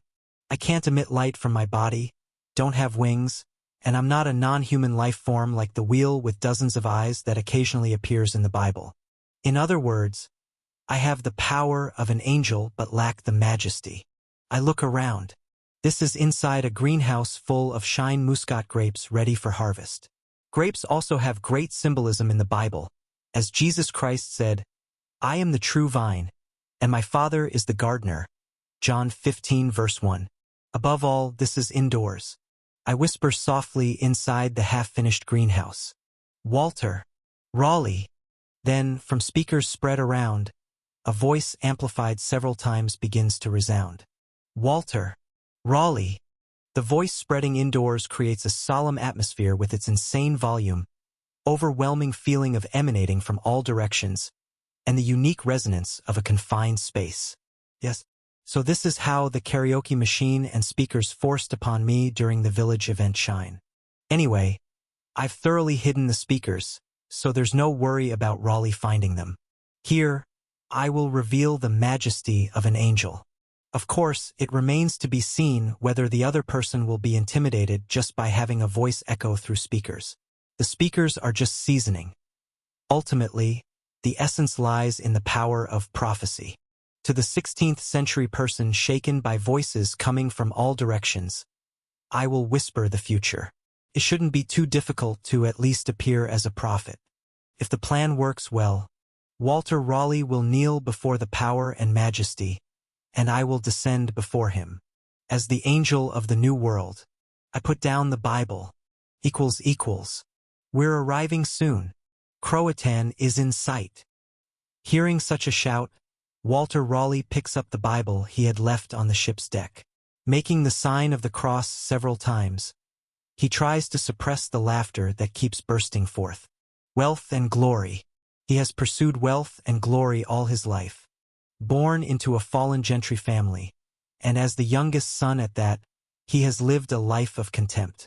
From the dirt ground, solely with the charm and decisiveness of his body, he entered the core of English politics. However, he is still just the Queen's jester. Francis Drake commanded a vast fleet, accomplished all sorts of military achievements, and carved his name in history. William Cecil, as the Queen's Secretary of State, breathed his will into national affairs. Some whisper that Her Majesty the Queen is merely his puppet. Francis Walsingham, as the Queen's spymaster, catches whispers from all over Europe and whispers them into the Queen's ear. With one gesture of his hand, some court's ugly secret is uncovered, and with a nod of his eye, someone is poisoned in the darkness. But only he, lives as the Queen's plaything. Yet, everyone envies and despises him, saying that he enjoys power beyond his status. Disgusting Earl of Essex, unlucky Walsingham, chewing over the faces of countless noble lords who despised him, looked down on him, and regarded him as vulgar, he mutters. Wealth and honor, wealth and honor. How much painstaking effort it took until the name Walter Raleigh could have Sir attached to it. That effort has come to completion. Sir Raleigh? Isn't something strange? What's strange, Thomas?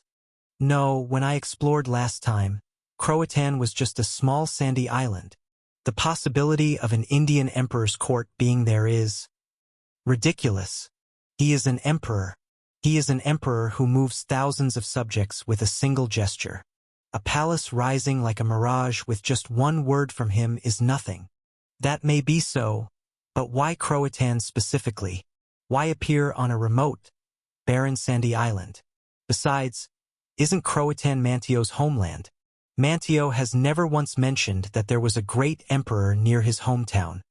SHHHHH. Walter Raleigh covers Thomas Harriot's mouth and says, My friend, think carefully. Why are you suddenly spouting such words when you're usually so clever? We're about to meet an Indian emperor surrounded by countless gold and jewels. W. White's words don't logically make. Her Majesty the Queen, he exclaims excitedly. Doesn't Her Majesty the Queen go on inspection tours of her territories? Does Her Majesty on inspection always stay in crowded London and its bustling areas? She does not. And think about it. He is an emperor but also the Lord's lamb. A lamb. A weak human who has just encountered the gospel and asks to obey, trembling before the existence of the great Lord. Yes, even those unlucky noble lords are all just equal souls in clay before the Lord. Everyone is no different before the Lord. Just as all value is lost in the instant before eternity, as all finite things might breaks before the infinite. Raleigh, Sir Raleigh pictured the great emperor in his mind. He must be thirsting for the gospel. And then he met us, the people of the gospel. Can you imagine the excitement? He came out to meet us, waiting for us on the eastern edge of Croatan Island. We just need to give this Bible to him and say, your long wait is over. Now eternal bliss awaits you. Think about it. The glory that Cortés, that insignificant Spanish countryman, luckily gained by conquering the empire of cannibals. And what about Pizarro? He kidnapped the emperor of the Incas and used him as a hostage to get all the gold in the world. But aren't we much more civilized people than those Catholic barbarians? We won't threaten a great monarch given by God with swords and guns. We will anoint his forehead with holy oil and proclaim to the whole world that he is a legitimate king recognized by God. And all his people will follow him in conversion, following a powerful, wealthy, and glorious emperor. Tens of thousands, no, hundreds of thousands, perhaps millions. Our glory will remain forever. We will go to heaven, and Her Majesty the Queen will feel proud for having transferred the governance of Virginia to me, none other than me. When that time comes, he will no longer be a toy on the Virgin Queen's bed. He will escape from that state that is like a play on words and become a great lord who evangelized the New World. Then, history will honor him. Chapter 28.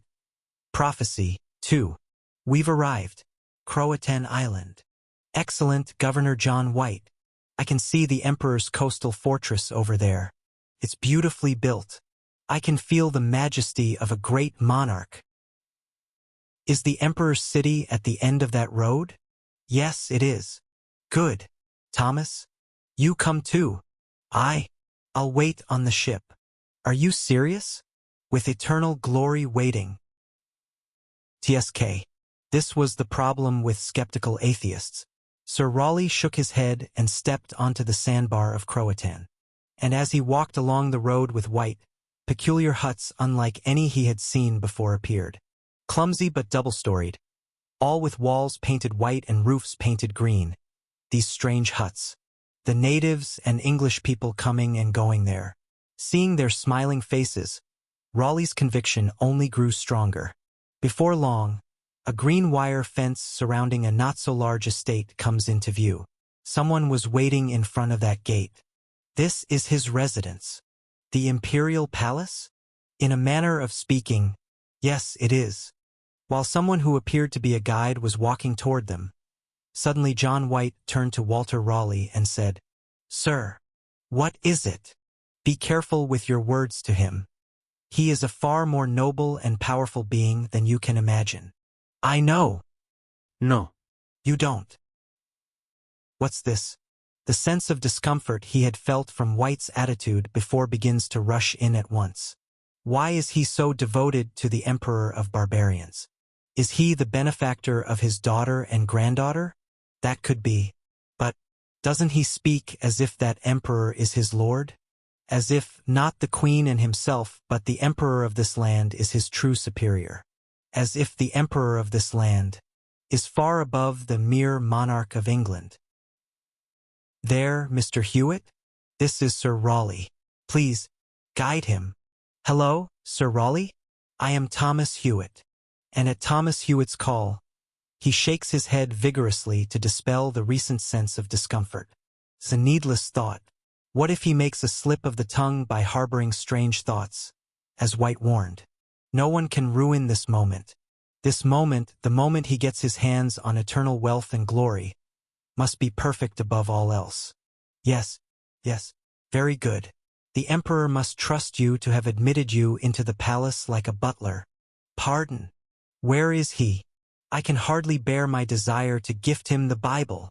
Ah, he's in the garden there. First, let me open the door for you. I'll open it myself. Creak. So, refusing the guidance of Hewitt and White, he strode forward. The Emperor who is fluent in English. The Emperor who can move thousands with a single gesture. The Emperor who owns so many precious jewels, metals, and fruits. And the great Governor of Virginia to meet him. He didn't care that the form of the mansion was a bit strange and unfamiliar. He didn't question the transparent walls and ceiling covering that garden. Right now, he saw only immortal glory and infinite wealth in every landscape. Everything became evidence for his conviction, and his conviction made everything appear as evidence. In that circulation drifting somewhere between self-conviction and stubbornness, his steps gradually slowed down. He finally reached the garden where the Emperor was said to be. It had become late at night while traveling by ship. Yet he couldn't hide his excitement at the fact that the Emperor was still waiting for him. Raleigh pushed open the transparent door and stepped inside. And as politely as possible, and as boldly, he opened his mouth. "I am in the presence of His Imperial Majesty." And silence. It was dark all around by now. The stars were visible through the transparent ceiling, but the moon happened to be in its dark phase. He blinked a few times, to let his eyes get used to the darkness. Then what became visible was a narrow path. and a person standing in front of it. And spread out on either side. Grapevines. Click. In an instant, the inside of the greenhouse is illuminated. Unaccustomed to the sting of artificial light he had never experienced before, he instinctively squinted and covered his face with both hands. And slowly, he lowered his hands. A man was standing right in front of him. A man who looked a bit different from what he had expected. He was taller than him, without flashy tattoos or colorful accessories. He was neither scantily clad nor overdressed, just wearing white clothes. The man looked down at Walter Raleigh for a moment, then casually took out scissors and cut a grape branch. Fresh grapes fell from the tree into a box at his feet. Watching that scene blankly, Sir Raleigh opened his mouth and whispered, Are you the Emperor? The man turned his head and gave a slight smile. He just mechanically repeated the grape harvesting process, slowly smiling. I heard you are fluent in English. Perhaps you don't understand what I'm saying. The Emperor, turning his head again, just showed that enigmatic smile from before and then concentrated on picking grapes. In this awkward silence, Walter Raleigh didn't know what to do. Should he kneel to show respect? Or should he offer the Bible first? Sir Walter Raleigh. Ah! A voice both soft and powerful echoes throughout the farm. Raleigh, without even realizing it, kneels and offers the Bible from his bosom to him. I have heard that you thirst for the Lord's teachings. Here I've brought a Bible translated into English. Please. SHHHHH. Thump. The man silenced Raleigh, placed his hand on the Bible, and slowly pushed it aside. This is an unexpected situation. This is, click, Sir Walter Raleigh. And the next moment, his voice echoes. Clearly the Emperor is standing in front of Raleigh. Yet his voice is heard from the left and then from the right. It's heard from the front and then from behind. The Emperor's voice powerfully strikes his entire body and passes through. And I already live in the light of the Lord. That was the first sentence Sir Raleigh heard through the Emperor's mouth. He is a child of a fallen gentry family. Nevertheless, for court life, to avoid contempt from the nobility, he learned Latin and French. He could also use Spanish and Portuguese, the languages of explorers. All were as familiar as his mother tongue. And in all those languages, the Emperor's voice is heard, as if listening with the heart rather than the ears. How dare you offer me words imprisoned in letters? Ah, good heavens! He's not proficient in English. Whether it was John White or others, they heard it that way because they were only proficient in one language as their mother tongue. This man, this person, speaks in all human languages. Sir Raleigh, unable to control his trembling limbs, asks in infinite awe, "WW, who are you?" Then the Emperor, or rather that overwhelming being who might not even be human, said, "I am Nemo. Nemo sum. Je ne suis personne. No soy nadie. Non sou ninguém. Though I am no one." Walter Raleigh, dropping the Bible, knelt on his other knee as well. Toward no one. Chapter 29. Divine Encounter 1. Huff, huff. His breath quickens. Sir Walter Raleigh calms his breathing with difficulty while unbuttoning his upper garment due to the stifling feeling. He feels an overwhelming presence. A tension he has never felt before, not even when he first saw Her Majesty the Queen, flows along his spine. Ah, Aya!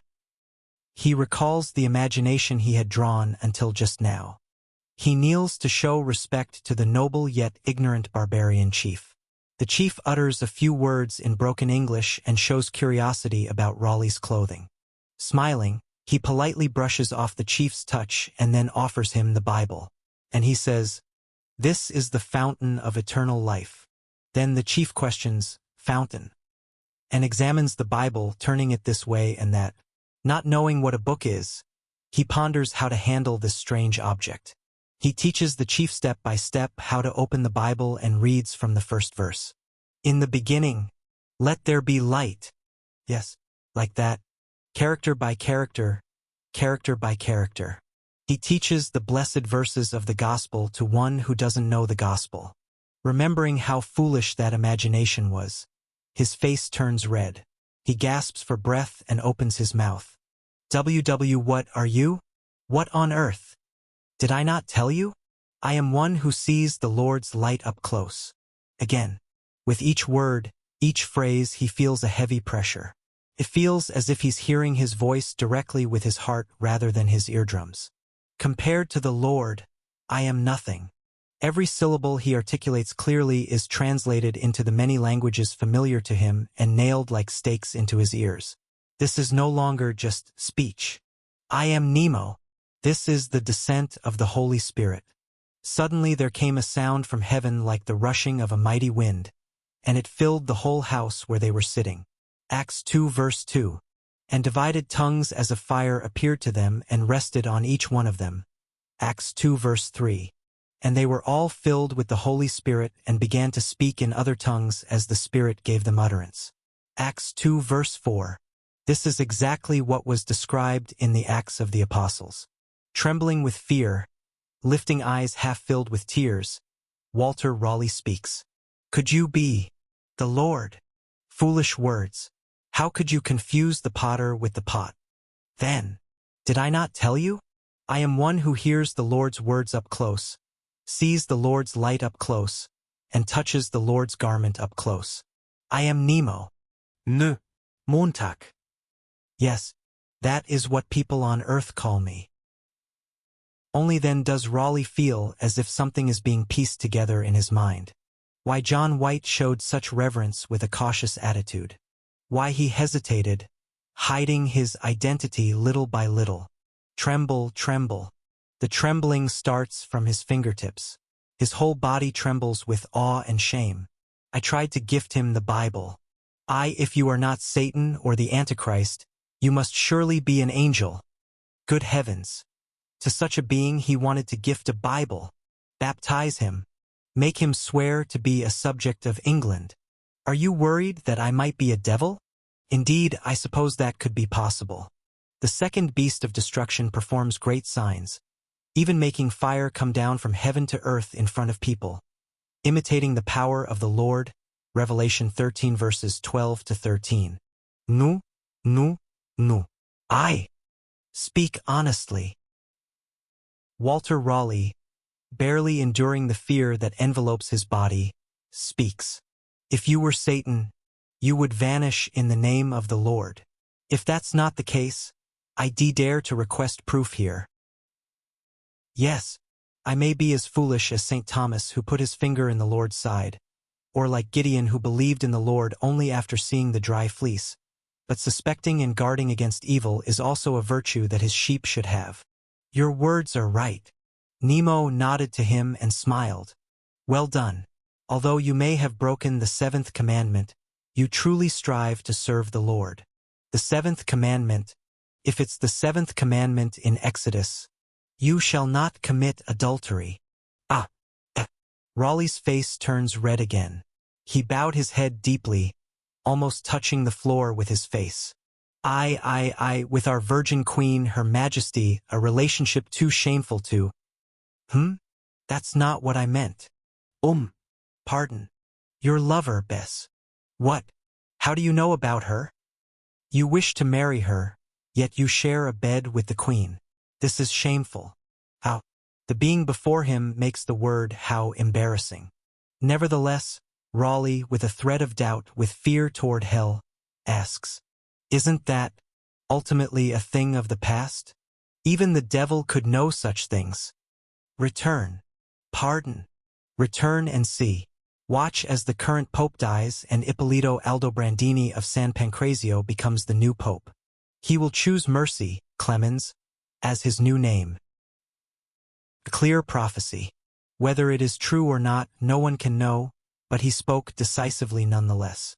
That decisiveness silenced Raleigh. The death of the pope and the accession of a new pope. Ippolito Aldobrandini of San Pancrazio, muttering that name, Walter Raleigh managed to rise while still kneeling. Then the angel said to him, Fear not. How could this sinful man not fear the servant of the Lord? I did not come to punish you. The Lord has not prepared curses for you, but glory and bliss. The Lord will use you greatly. At that moment, Walter Raleigh's hands begin to tremble. The angel's voice, now familiar, wraps around his ears. Therefore, serve the only one with devotion. Glory. He has lived his life pursuing wealth and glory. Not the kind that flies away in an instant with the whims of wind and waves like a picture drawn on sand, but wealth and glory that endure forever, as if engraved on a great marble temple. He was just promised that, from an angel, from the Lord. Amen. That was all Raleigh could utter. This, needle of life, pierce it into your body. John White exclaims, stammering in the Algonquin language he has awkwardly learned. Haven't all of you lost many tribe members recently? Haven't people been suddenly dropping dead? Murmur, murmur. Oitoton and everyone else nod gravely. This must have been a problem experienced by all the chiefs present. Death would have come with sudden rashes on the body. No one would have known the reason for the deaths. They would have thought it was due to the anger of something not human. A few clever people would have realized that those who had contact with people from across the sea died first, but still there was nothing they could do. The great chief says if you pierce this needle into your body, you will only be sick for a few days and then live. Death will retreat. Hallelujah! More chiefs flock to White's impassioned speech, and one by one they offer their arms. Drip, drip, drip. Drops of blood bloom, and a slight grimace appears on the warriors' faces. They were familiar with tattoos, so having needles applied to their bodies wasn't that strange to them. Watching from a distance, I said to Walter Raleigh, "Do you see? I see. I cannot understand why the pus of cows is being injected into the arms of those natives, but in this land, countless bloodshed and injustice will flow like rivers in the future. Millions will be slaughtered in the name of the Lord, and they will die crying out the Lord's name in hatred. Millions of blood, tears, hatred, and deprived lives." Surprised by the weight of those words, Walter Raleigh's shoulders tremble slightly. This was a clear truth. Chapter 30. Divine Encounter. 2. Look at how the native population, which numbered millions or tens of millions, later decreased. It was the result not just of epidemics but of systematic massacres and forced relocations. But this place has now become the land of the angel. In the angel's land, such things cannot be allowed to happen. However, I said I would use you greatly, and that is to glorify the Lord's name in this land. What does it mean to glorify the Lord's name? Half of them were destined to die of smallpox, but because of the cows you sent, they will now be spared from smallpox. Also, the other half of them were destined to die by the guns and swords of those who claim to believe in the Lord. You have saved them as well. You have clearly broken many commandments, but through you, a sinner, millions have been saved. This is the mysterious principle of the Lord. I'm ashamed. Walter Raleigh is someone who has strived for power all his life but gained nothing. He wasn't a member of the Queen's Privy Council, and he couldn't give advice beyond flirting with the Queen. Everyone called him the Queen's favorite, but in reality, his influence was insignificant. How? I cannot understand why such a lowly person as myself is being used so highly. A tool does not question why its master picks it up and uses it. I feel his self-esteem. All people are made in his image. You may be a sinner, but how can you consider yourself lowly? Lord Nemo, but look. I took hold of Raleigh's hunched shoulders and made him look beyond that hill. Thousands of people plow the fields. They plant potatoes and wheat. This is a scene you created. How is it? It's beautiful. They will soon hear the gospel and enter the gates of heaven. That too is what you have accomplished. Being a sinner does not wash away all your achievements. You are a sinner, but your deeds will remain immortal. I see droplets falling from Raleigh's eyes. Walter Raleigh. Yes, Lord Angel, return to London. Go and gather hundreds of people to bring to my embrace. What is that for? It is to establish a holy church in this land.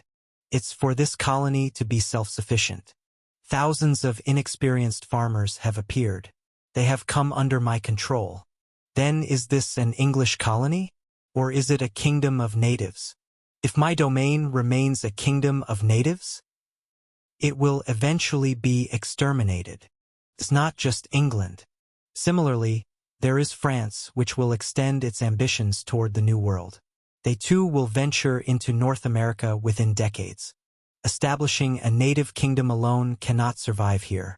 We need to build an independent community that can accept the relatively advanced culture of Europe, expand through continuous population influx, and yet remain independent. Therefore, more English people are needed here for survival. We will gather English people and establish a colony here. Through that colony, we will make the Lord's word spread wider and deeper. This too was not a lie. How will I spread Christianity to them? Will I constantly perform miracles, even harming myself? Even if I do, they might think it's a strange marvel but won't believe I'm an angel of Christianity. It's extremely difficult for faith to take root on its own without an established religious community. Cases of voluntary conversion just from reading the Bible are rare worldwide. Yes, I did not lie to Raleigh, because he believes I am an angel. Since I am an angel, each word I say to him must be true. My words must be righteous in his thinking. Faith and worship are not one-sided. The worshipper inevitably moves the worshipped. I suddenly feel the gaze of John White and Manteo turning toward me during the vaccination. I see the steadfast faith in their eyes. I see their conviction that I will protect them and save their souls. As I turn my gaze, I see such conviction gradually burning in Raleigh's eyes as well. I raised Raleigh from his knees and said to him, "Return to England. Go and act." So when I said that, "I will do so immediately," Raleigh boarded the ship with a determined expression. To find more fuel to spread that flame of conviction. He went to England. Sir Raleigh, have you heard the news? The Antichrist Pope has died. Indeed. As soon as he returned to England, Raleigh felt a great stirring in his heart. The Pope had died. The Cardinal of San Pancrazio Cathedral was elected as the new Pope. His name was Ippolito Aldobrandini. His papal name was Clement VIII. Walter Raleigh felt a shiver throughout his body. He will choose Mercy, Clemens, as his new name. How could everything match so perfectly? With even the slightest doubt washed away, he immediately set to work to respond to his instructions. These ones currently have cowpox, so it would be better to take them when they recover. No, take them immediately. For a while he just gathered cows. Since cowpox is a disease that cows catch easily and recover from easily, he couldn't select only diseased dairy cows and had to be satisfied with indiscriminately gathering hundreds of them. And then, next were people. Sir Raleigh greatly expanded the Virginia Trading Company. No, the trading company, which had never once realized a profit, was already large without needing to be expanded. Here, don't you need a blacksmith? A blacksmith. A skilled blacksmith. I heard you're recruiting bricklayers. If you choose me, I'll cover the entire New World with bricks. Here, don't you need a basket maker? Please take us too. Now, calm down. Those miners over there, please leave. The miner quota is already full. But if jewels and precious metals are overflowing, why recruit so few miners?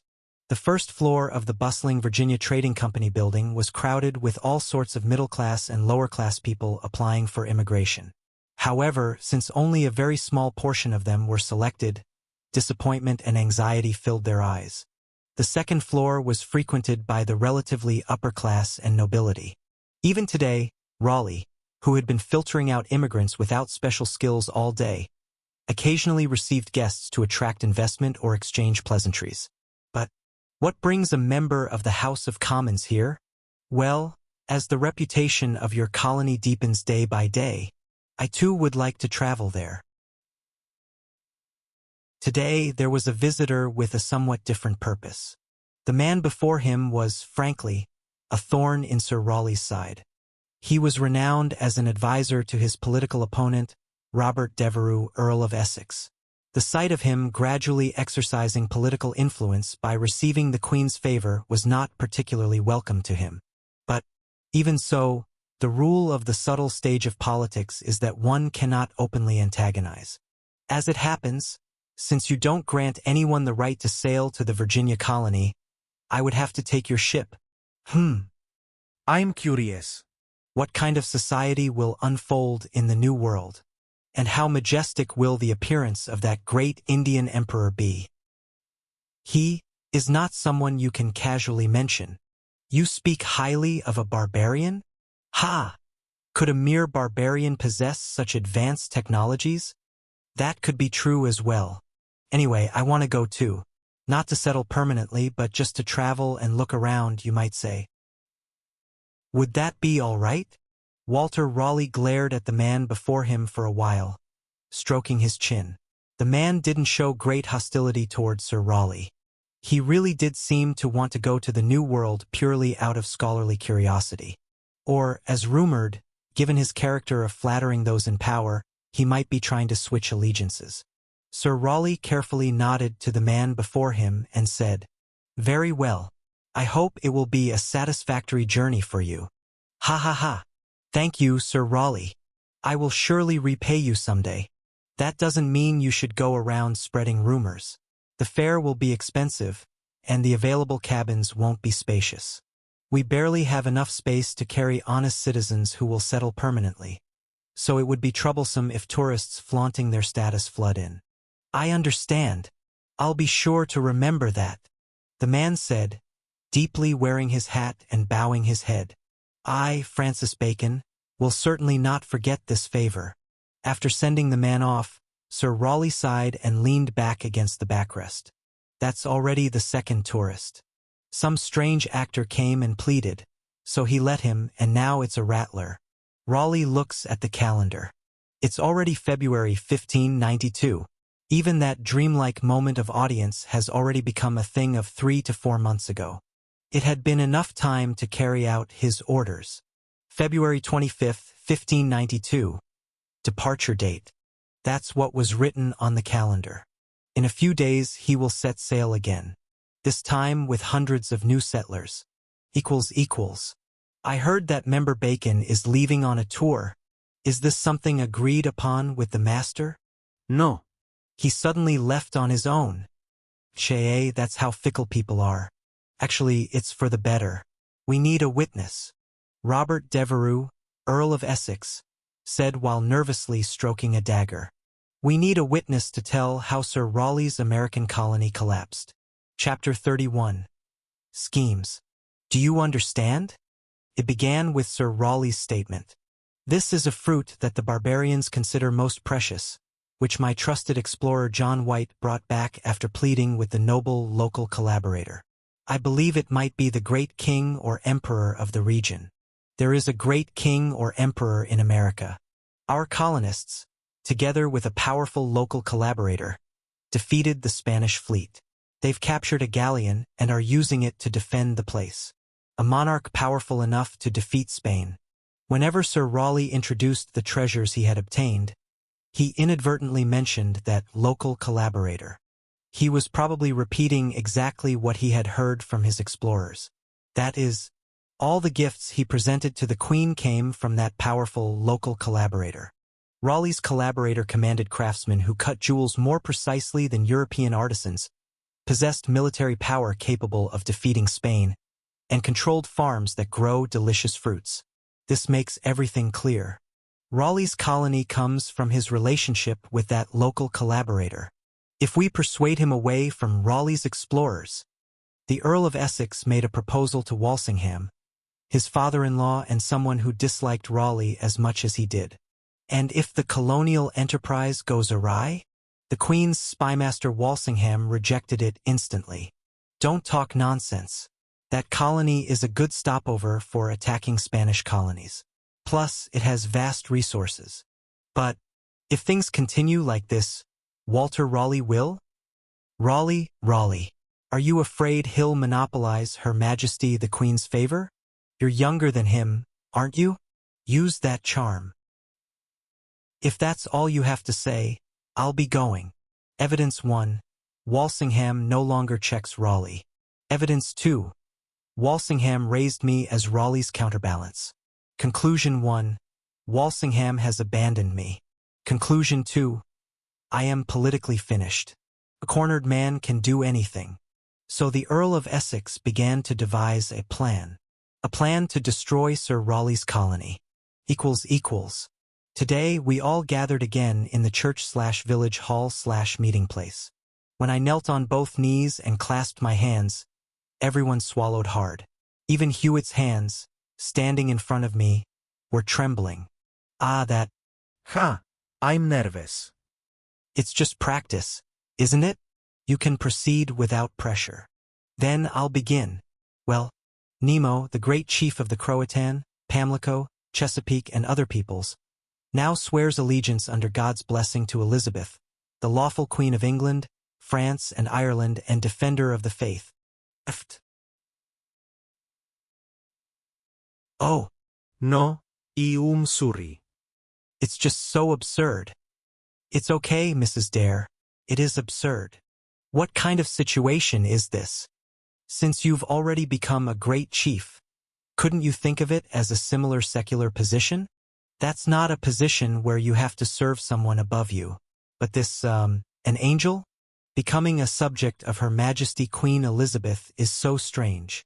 Ahem. Isn't this the best solution Sir Raleigh could think of? For now, this will help protect Lord Nemo. Once the atmosphere relaxed, everyone began chattering. Hollow laughter, sighs, and all sorts of criticisms were exchanged. Of course, from their perspective, this would be absurd. Daring to treat an angel as a barbarian chief, and even placing him as a subject of Elizabeth Tudor, who is acting as the monarch of England under God's blessing. Mr. Hewitt is right. Everyone, please calm down. As long as I walk the earth with a physical body, I must inevitably be a subject of some monarch. Even Jesus said to render unto Caesar what is Caesar's. So the question of whose subject this borrowed body is does not offend the Lord. I see. If Lord Nemo says so. But as Hewitt suggested, this is more helpful for me. Anyway, unless I'm truly an angel who is not bound by earthly status, I am ultimately just a somewhat unusual person living on this land. I need a status, especially if I am to survive the incoming storm of colonialism and imperialism. I need to be connected to England. For the safety of myself and my people, I can endure holding this coronation as a subject of England. Honestly, I don't even feel any sense of humiliation. Rather, those who feel humiliated are those like them who serve and follow me. I can persuade them. Anyway, if I'm not going to visit England directly, how would they know whether I'm immortal or not? Those who see my face and meet me directly will continue to be limited to dozens or hundreds, just like now. Concerns about status will only be relevant hundreds of years later when white people flood into this land in earnest, and cameras and all sorts of inventions appear. Many indigenous people have disappeared from European recorded history. What happened to Manteo after the Roanoke colony failed? No one knows. I could be like that too. I can hide myself, change my identity and name, and live on. I could even become my own son and inherit this position. So, until then, I focus on securing my own safety and tightening my influence and position in this American land. I must survive. If I don't survive, if I become an enemy of the Europeans and am hunted or imprisoned, facing a fate worse than death, that's no longer just my concern. Yes, let's proceed according to the script again. Mr. Hewitt, please. Yes, then, ahem, Nemo, the great chief of the Croatan, Pamlico, Chesapeake, and other peoples now. All of them, all those who believe I am an angel and follow me absolutely, would be in danger. Unlike me, they die. So, this kind of coronation is nothing. I must survive. That is my purpose and duty. Swoosh. Sir Raleigh wakes from his light sleep at the sound of waves beating against the salt-soaked timber. He had stayed up all night organizing accounts and handling various miscellaneous tasks. Across the cabin, Thomas Harriot is engrossed in solving some algebraic problem. Don't you get seasick doing that on a ship? Not at all. Rather, it helps me focus and alleviates my discomfort. I can't understand it. Why is that enjoyable? Don't you write poetry, Sir Raleigh? It's similar. My friend, that's completely different. A completely different matter. As different as the devil and an angel. An angel. What's wrong? Did something suddenly bother you? No, I just remembered proposing a coronation to Lord Nemo. You consistently use honorifics for the Emperor. Of course, he is, sent by the Lord. Enough. What's the point of talking about this with an atheist? Silence follows again, and Walter Raleigh, nodding off, sees the vision of that day. I did not come to punish you. The Lord has not prepared curses for you, but glory and bliss. The Lord will use you greatly. Therefore, serve the only one with devotion. It's unforgettable. That shock, that overwhelming feeling, that mysteriousness, and even that holiness. Who would have known the Pope's name would really be Clemens? Pardon? What did you say? Nothing. Nothing at all. Angels exist. Naturally, if angels exist, then the Lord surely resides high in the heavens. If the Lord exists, then the death and resurrection he has prepared, and heaven and hell, must also exist. As his thoughts reach that point, he thinks of the friend before him. His atheist friend. Aren't you afraid? Of what? No, I mean living as an atheist. If there's nothing after death, that might be better. But if you think about eternal flames burning your soul and body, if there's nothing after death, there's nothing to worry about. And if there's eternal hellfire, wouldn't it be the duty of a free person to resist the tyrant who created such a thing? Enough. That's a statement worth a death sentence just for me not reporting it to the authorities after hearing it. Haha. Then why did you ask in the first place? Well, because Yes, Sir Raleigh? Because I saw an angel. Because I saw the Holy Spirit transcending human language descending in his voice, and the Lord's foreknowledge transcending time descending in his knowledge. If angels actually existed, what would you do? Another question of that sort? No, this is a distinctly different question. If angels existed, that is, imagine that angels exist and you met one directly. All right. If you wish to continue this meaningless questioning, I'll gladly follow along. Thomas Harriot closes the notebook where he was writing problem solutions and turns from his desk to face Sir Raleigh. All right, I've imagined that angels exist and I've met one directly. So what? Then what would you do? Would you change your beliefs? How would you act? Don't you have many things you'd want to ask? Of course I do. If Adam and Eve were the first humans and their children were Cain, Abel, and Seth, these three sons, how did humanity continue to exist? How did Cain have descendants, and how did Seth have offspring? Perhaps God created other humans. Adam and Eve could have had other children. So humanity is not simply the offspring of Adam and Eve, or the product of chaos. If the former is true, why does original sin persist? Assuming the latter is true, the latter may not be original sin. Then what is sinful or not changes with time. The Lord's commandments keep changing too. Besides asking such useless questions, is there nothing else? Surely you couldn't remain an atheist. Even as he spoke, Raleigh remembered Harriot's words, intending to ask Nemo later. Well, if I were to see an angel, I'd certainly be shocked. Very shocked indeed. Yes, right? Wouldn't you also experience a conversion and return to the Lord's word? I don't think so. What? Why? If angels exist, so would hell, wouldn't it? Aren't you afraid of hell? What? Ha ha ha. At Raleigh's words, Harriot laughed until his sides hurt, then wiped his tears. Even if I met a so-called angel, I would likely remain an atheist. Nonsense. He's so confident without even having met one. How could a human not kneel before such an overwhelming presence? How could a human not repent of their sins in front of it? Raleigh shook his head with a bitter smile. That was all the response he could show to his old friend. Fine. You're stubborn, so you'd remain an atheist. Let's say that's the case. But what about other people? Other people?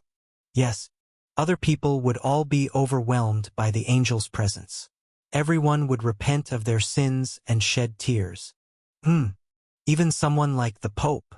Yes, even the proud Antichrist like the Pope. A truly Protestant statement. To Raleigh's words, this time Harriet responds with a bitter smile of his own. My thoughts differ. What? What strange idea are you harboring now? I know clearly how people would react if they saw an angel. With cynicism, Harriet opens a bottle of liquor from his pocket and takes a sip. With his tongue slightly loosened, Harriet raises one corner of his mouth and says, people would see that angel and condemn it as a devil. And they would definitely try to kill it. No matter what. Equals. Scrape, scrape, scrape. In a cramped corner of the cabin, they sharpened knives on whetstones. The ship was constantly rocked by waves, but their hands never wavered, sharpening the blades keenly. They exchanged meaningful glances, communicating in silence, while always keeping their senses sharp and paying attention to their surroundings. It was natural given the nature of their profession. Thump, thump, thump, thump. Hey, we'll be arriving on land soon. How much longer will it take to pack up? The nobleman on the ship with them, Francis Bacon, probably thought of them as merely newly hired servants. But they were assassins. Killers employed by Robert Devereux, Earl of Essex. They were going to kill the Emperor of the New World. Chapter 32. Resurrection. If people see an angel, they'll think it's a devil and try to kill it. Yes. To Harriet's confident answer, Raleigh snorted. What nonsense. You speak so boldly, as if you've actually met an angel, even though you've never had such an experience. Of course, I've never seen an angel, and I doubt I ever will. Thomas Harriet merely shrugged at Raleigh's mockery. But I've seen plenty of people. Christians, non-Christians, English, Spanish, French, Algonquin, and many others. And that's the great result of your human observation. Yes. Raleigh shakes his head at his old friend's assertion. No. You know nothing. A person cannot see a pure celestial being directly and consider it a devil. Rather, even those who think as cynically as you would change if they met an angel directly. Completely crushed by that overwhelming presence, that holiness, they couldn't escape. They might initially doubt and consider it a devil, but after conversing a few times, they would change. Everyone would change their attitude and praise the merciful Lord who sent them an angel. Ahem. Are you laughing? Yes, I am. Thomas Harriet's face bears a terrible cynicism. If people were to meet a real angel, they wouldn't be able to bear it, especially those with power. Why? People cannot tolerate beings above them.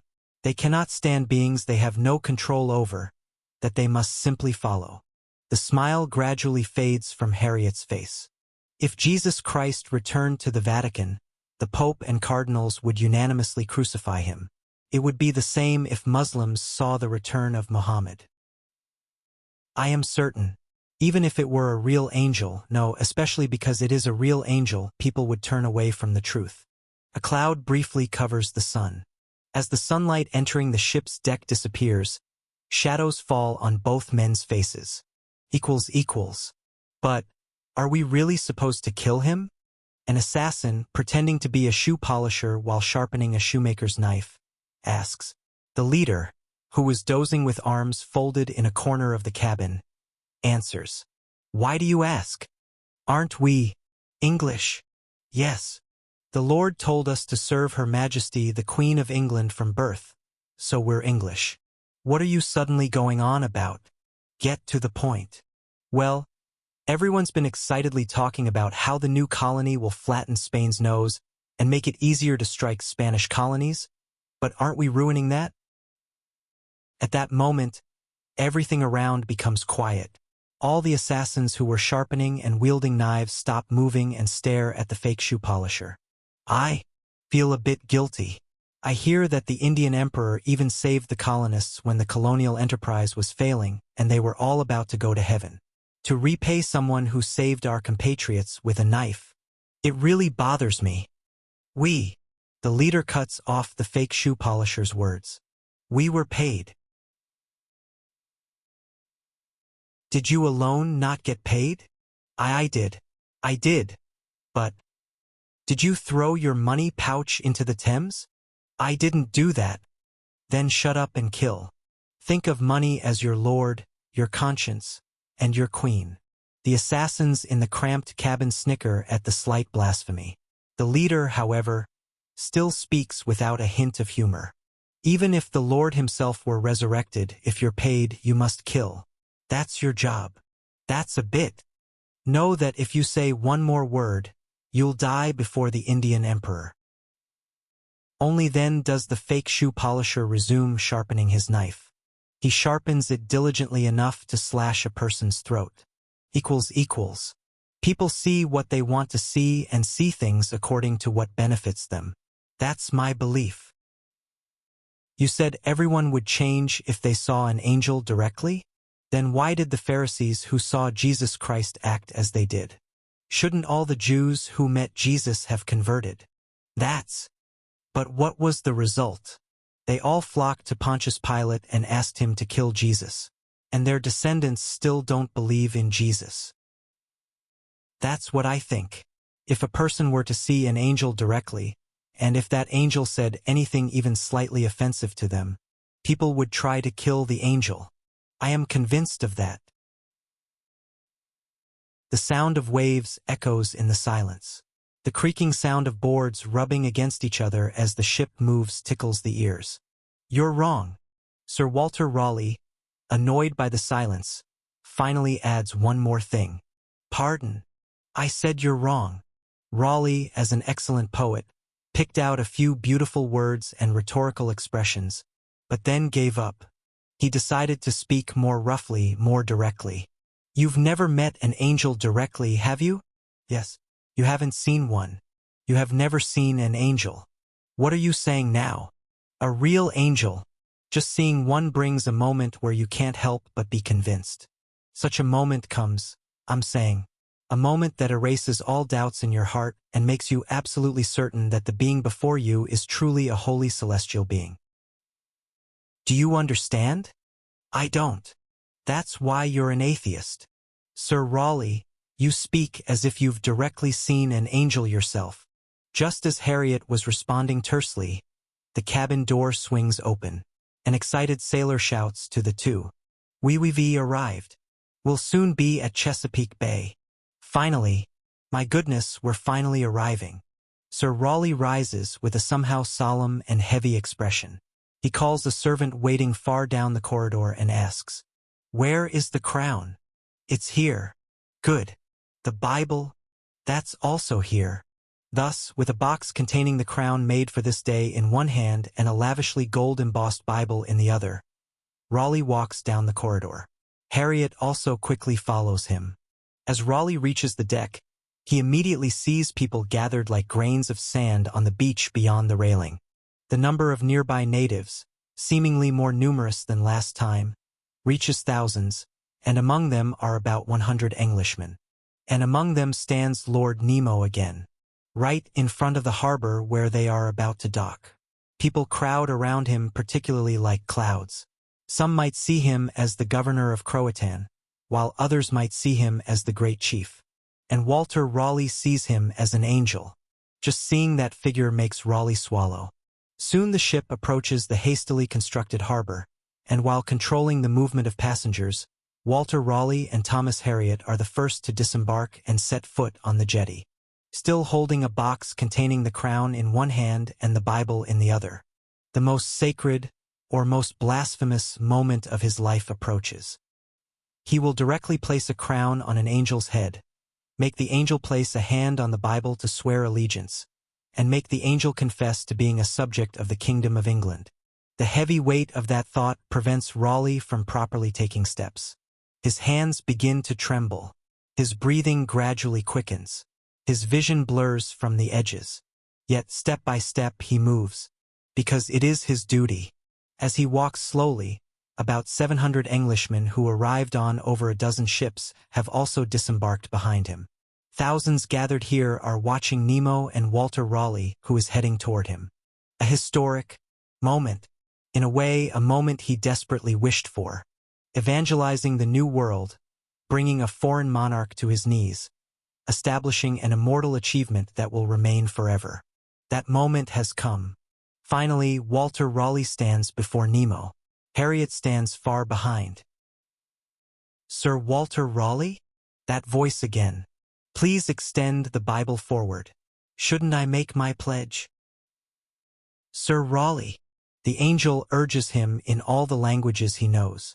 As Sir Raleigh slowly extends the Bible forward, Nemo places his hand on it. Thump.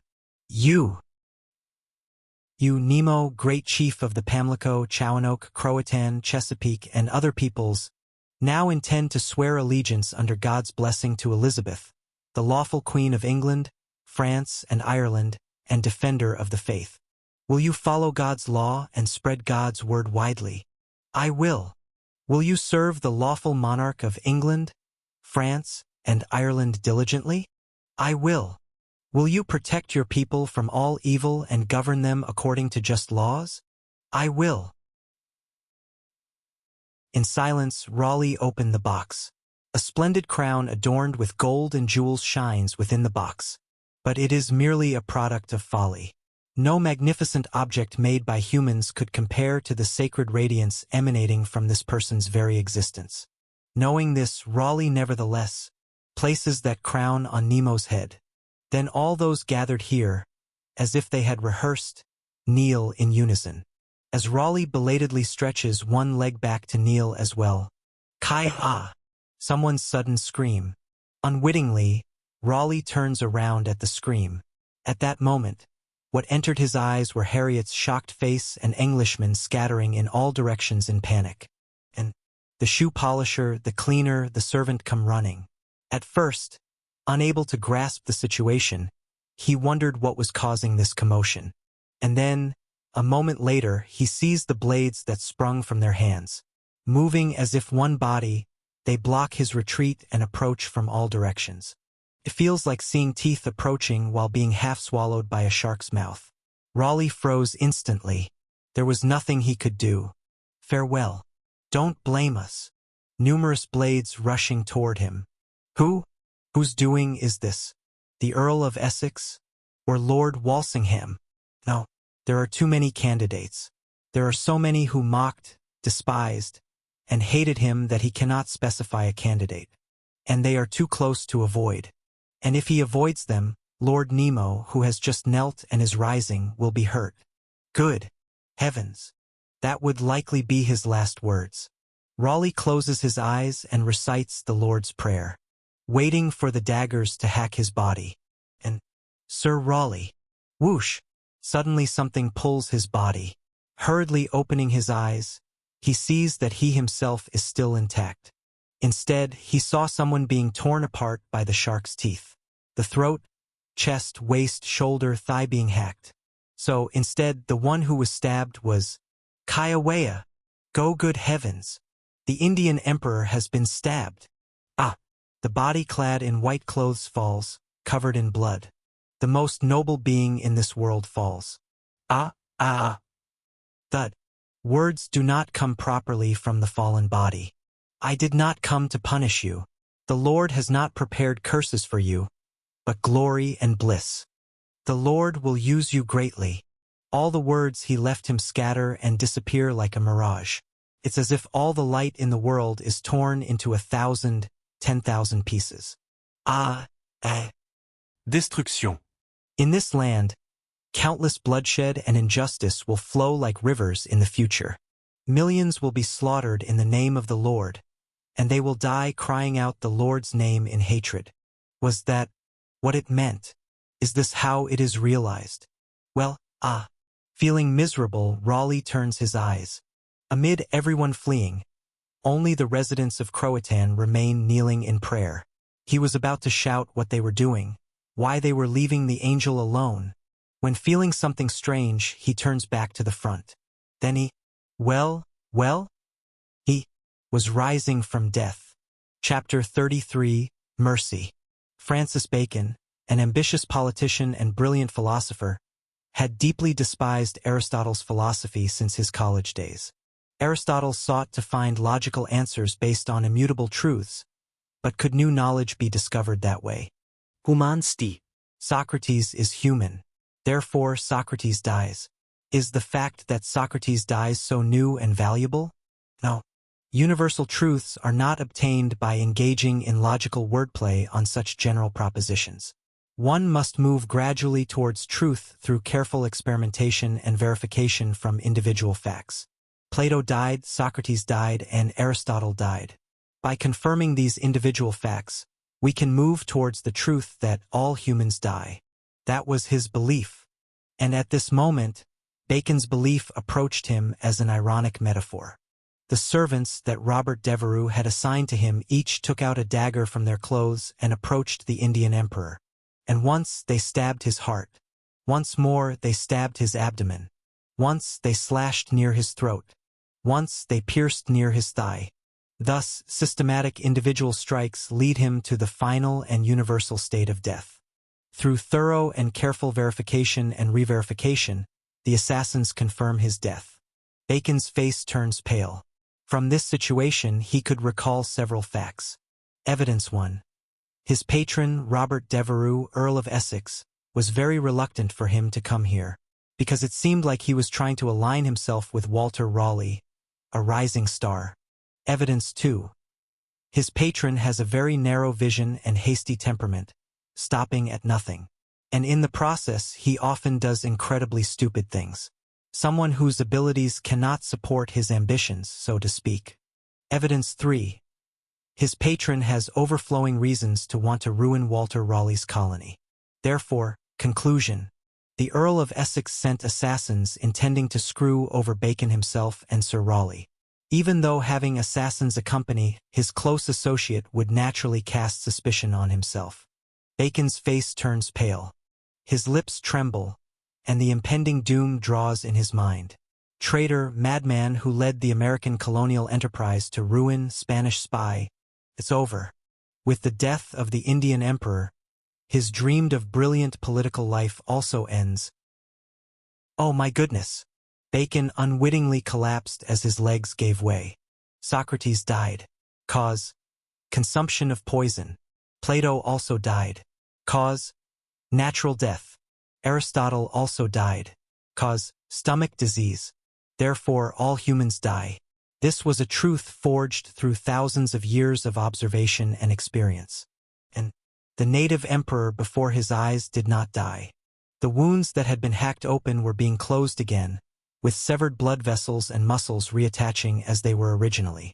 Lost blood is replenished, and the face that had been turning pale regains its color. He came back to life.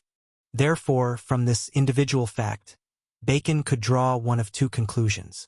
Either not all humans necessarily experience death, or the being before his eyes is not human. Bacon chose the latter conclusion. Looking around, thousands of people watch one man. Various emotions arise on each of their faces. Relief or awe, and clang. The assassins who just dropped their weapons show shock and fear on their faces. As the man takes one step toward them, they take 2 steps back from him. It's a funny thing. There are more than half a dozen of them, while the man is unarmed and alone. The man smiled faintly at them. Have you forgotten that the commandment says, "You shall not murder"? As he said this and again approached a step closer, this time no one could speak. If you know your sins, will you repent? How could you not recognize the Lord's people and commit such evil? De vil. I cannot understand why you call me a devil. I have never harmed you, nor will I. At that moment, everyone who heard the man's voice froze. The natives and the English look at each other's expressions. astonished that they all understood the man's words. "Do not run away. You cannot escape from the Lord's justice.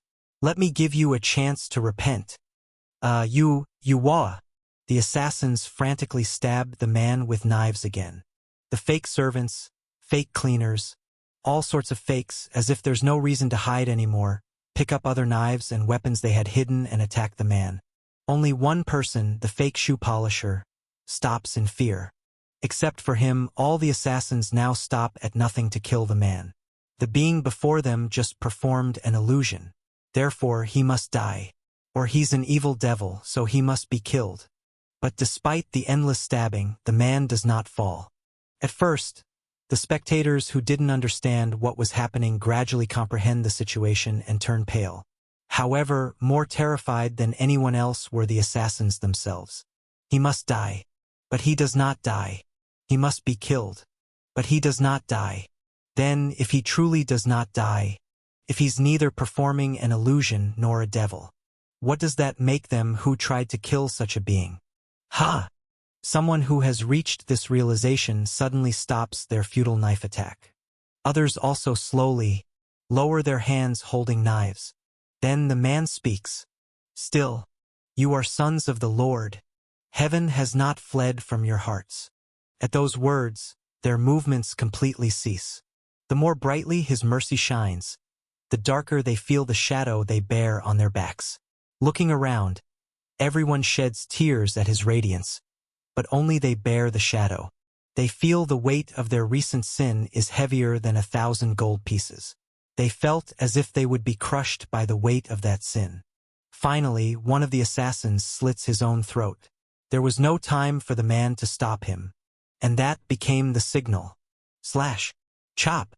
The assassins who had been standing motionless, as if they had come to their senses one by one, stab and slash their own throats to commit suicide. It was likely to conceal their backers.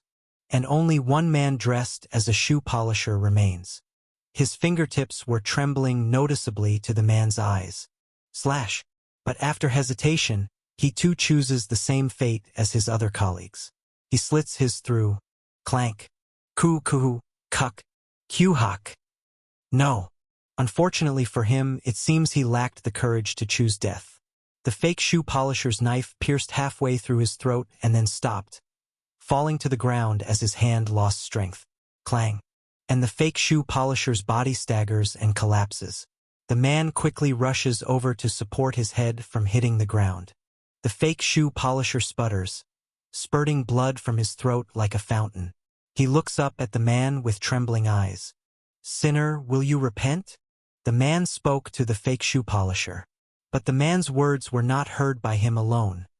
They resonated with a certain power to everyone around. Those who were still standing quickly kneel and wail.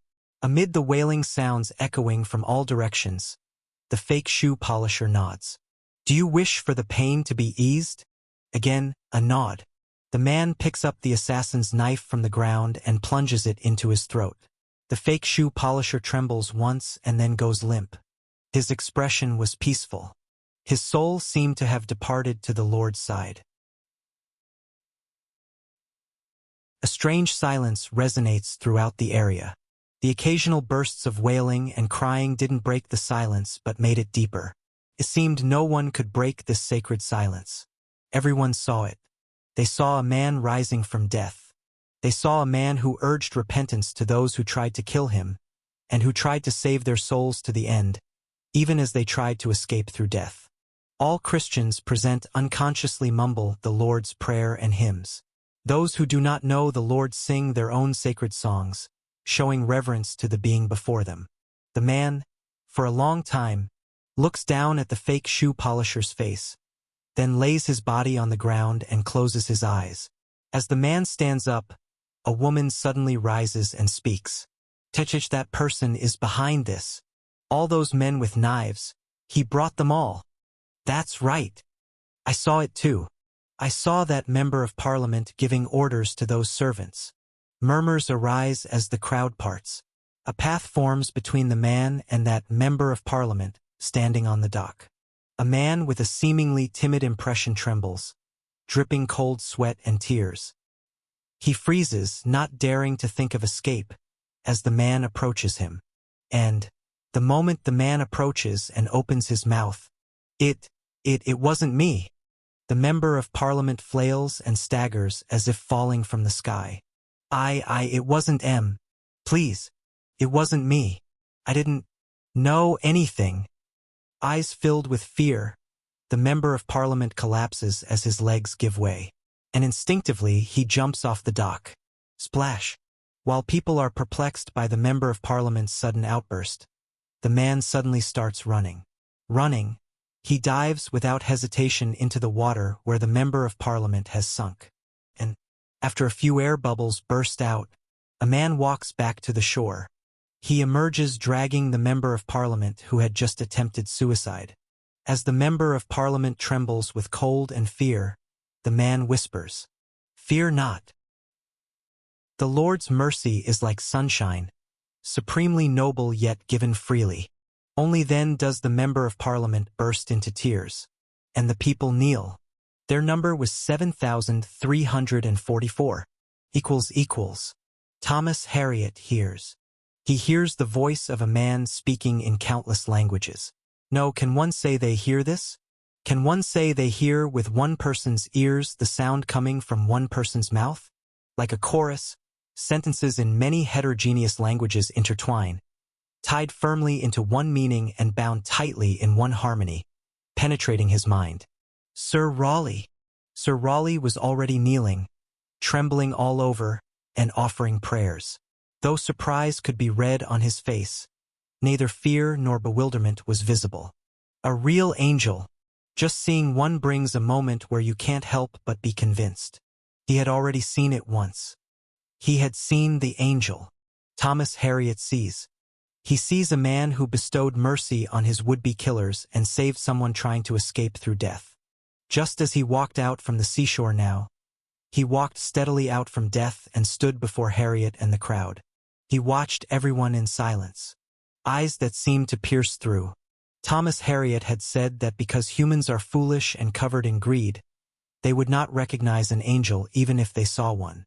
Thomas Harriot had also said that he would remain an atheist even after seeing an angel and would demand explanations while pointing out the Bible's numerous errors. At this moment, no such explanations came to mind. He felt nothing but shame. Such a moment comes, I'm saying, I knew nothing.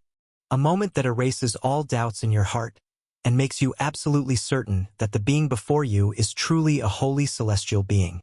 Truly, I spoke arrogantly while knowing nothing. Each word of Sir Raleigh's is deeply etched in his heart. He watches the angel wandering among the crowd, not even blinking or breathing. Yes, he is an angel. He is an atheist. Because he pursued truth, he did not abandon his beliefs even at the risk of the executioner's block. He was an atheist because he pursued truth that was unwavering, free from deception, oppression, and fear. And he saw the truth he so desperately wanted. He saw the naked truth tearing through all the deception, violence, distortion, and oppression created by humans. It wasn't just because a man didn't die even when stabbed with a knife and stabbed again. There was a greater miracle than such trivial and insignificant marvels. The man was the angel of the assassins who tried to kill him, and the angel of the member of parliament who tried to escape through suicide. He was an angel who revealed his nobility for all the ugly, cowardly, and base things on earth. This is the truth. And in that truth, Harriot soon saw that there was light. Sir Raleigh, you were right. Sometimes there is a truth that pierces through even human folly and greed. He knelt. Thomas Harriot, who had converted, knelt before the angel. Chapter 34. Dilemma 1. Did I manage it? Did it work? I slowly looked around. Thousands of people are worshipping me. Whether they're Christians or those who worship spirits and ancestors, it doesn't matter. That was a close call. Of all things, because the special ability Fansuka software gave me was the immortal trait, I always live with anxiety. The reason appears in the Bible. And he exerciseth all the power of the first beast before him, and causeth the earth and them which dwell therein to worship the first beast, whose deadly wound was healed. Revelation 13 verse 12. And he doeth great wonders, so that he mocketh fire come down from heaven on the earth in the sight of men, and deceiveth them that dwell on the earth by the means of those miracles which he had power to do in the sight of the beast, saying to them that dwell on the earth, that they should make an image to the beast, which had the wound by a sword, and did live. Revelation 13 verses 13 to 14. That's right. Among the evil beasts in Revelation, the second beast happens to have a deadly wound healed, and lives after being wounded by a sword. When the end is near, he is an evil being who imitates the Lord's power of resurrection to enchant people and drive them away from the Lord. The famous end-time theories about 666 and such are derived from passages about this beast. So, if I'm not careful, I could suddenly be treated not as an angel but as a devil or antichrist and be imprisoned somewhere eternally. If it weren't for this, I would have done some self-harm show in times of danger. It would be painful, but it's a sure way to prove my identity. Anyway, I had to stop Raleigh from dying, and using the special ability was unavoidable. So I did my best to cosplay as an angel thoroughly. It seems to have worked well. Ha! I thought I was going crazy with that sudden assassination attempt. For now, what I need to do here is, Eleanor, yes, Lord Nemo, please instruct the settlers to remove those corpses. Even though they broke the commandment and are destined for hell by killing themselves, their bodies must be treated with respect. Understood. Though they tried to kill me, I have to take care of them. Because I'm an angel. Mr. Hewitt? Manteo? Mr. White? Mr. Gonzalez? Yes, oh angel. Oh angel. Do you have any tasks for us? Please calm the startled people and send them back to their homes. And, for now, I need to sort things out as thousands of people might fall into confusion. Sir Raleigh, O one who stands beside the Lord's throne, I have been awaiting your command. Please explain the situation to the newly arrived settlers and show them where to stay. Plus, I need to care for the additional settlers. Also, what else to do? All right. I spoke to those who had approached me by now, those to whom I had just given instructions. When the tasks I've asked of you are completed, gather at the shore near the farm. I think I'll have much to say to you all there. I need to take care of them too. They'll be my hands and feet going forward. We need to discuss my changed plans. They've changed a lot. Equals. Originally, my plan was simple. For survival, I would surround myself with two types of barriers. One consists of the survivors from Roanoke Island and Manteos Croatans, those who regard me as an angel. They keep my identity a secret while protecting me and acting on my behalf. The other is the Virginia colony itself. By winning over and controlling this colony and all the natives in the area, I lay the foundation to ensure my safety regardless of what happens in Europe. To that end, I intended to hide my identity from Europe for the time being and expand my influence within. Outwardly, I would build England's trust as a capable, civilized, and cultured native monarch. On the other hand, I would secretly expand my sphere of influence throughout America. Then, at some point, I would sever connections with Europe and establish an independent force. I would either become the behind-the-scenes power of that force or quietly disappear. For this to work, a small number of people believing I'm an angel is sufficient. No, it must be a small number. The core of this strategy is to use no more than 500 believers to hide my identity and focus on ensuring my safety. As I said, there's no no SNS, no mass media now. Hiding my identity itself wouldn't be that difficult. But that's not the case now, because thousands just became my believers. This needs some thought. I rested my chin on my hand while sipping Shine Muscat-flavored drink. 100 believers? That's fine. 300? It's pushing it, but not bad for keeping secrets. But thousands, tens of thousands? How do I control them all? It's not like I'm keeping them confined and monitored on some small uninhabited island. The secrecy plan is now half over. With the number of believers reaching thousands, the amount of effort I need to devote to them has changed drastically. Small groups and large collectives operate on completely different principles. Above all, I am now the angel to thousands here. This is an era dominated by religious fervor. In England, Spain, France, and Germany, they are busy burning and tearing apart what each considers heretics. Those who now believe in me crossed to the New World during a time when conflicts between Catholicism and Protestantism were shaking all of Europe. And they encountered a new religious leader, an angel. In such an era, thousands of people have come to follow me. It's no longer just my problem. If I mess up here, thousands will die. Deaths I would be responsible for. Deaths I have no intention of allowing. They must be saved. If it can't be hidden beyond a certain point, then it must be solidly organized. Now, for their sake too, I must become their leader. They are a new sect, and I am the head of that sect. Naturally, this new sect needs organization. Similarly, this new sect needs discipline. And this new sect needs doctrine. I became lost in thought as I leafed through the Bible again and glanced at the Christian-related books my parents had left behind. It will probably take a few days for the people I called to sort things out and calm everyone down. I'll settle it within those few days. I'll lay the cornerstone of the new sect. But what should I call the new sect? The Nemo sect? That sounds terrible. Equals. Has anyone seen Lord Nemo since that day? At Eleanor's words, everyone shook their heads. Here, everyone refers to those who were each given duties on that day. That is, the day when he showed the miracle of immortality for the second time.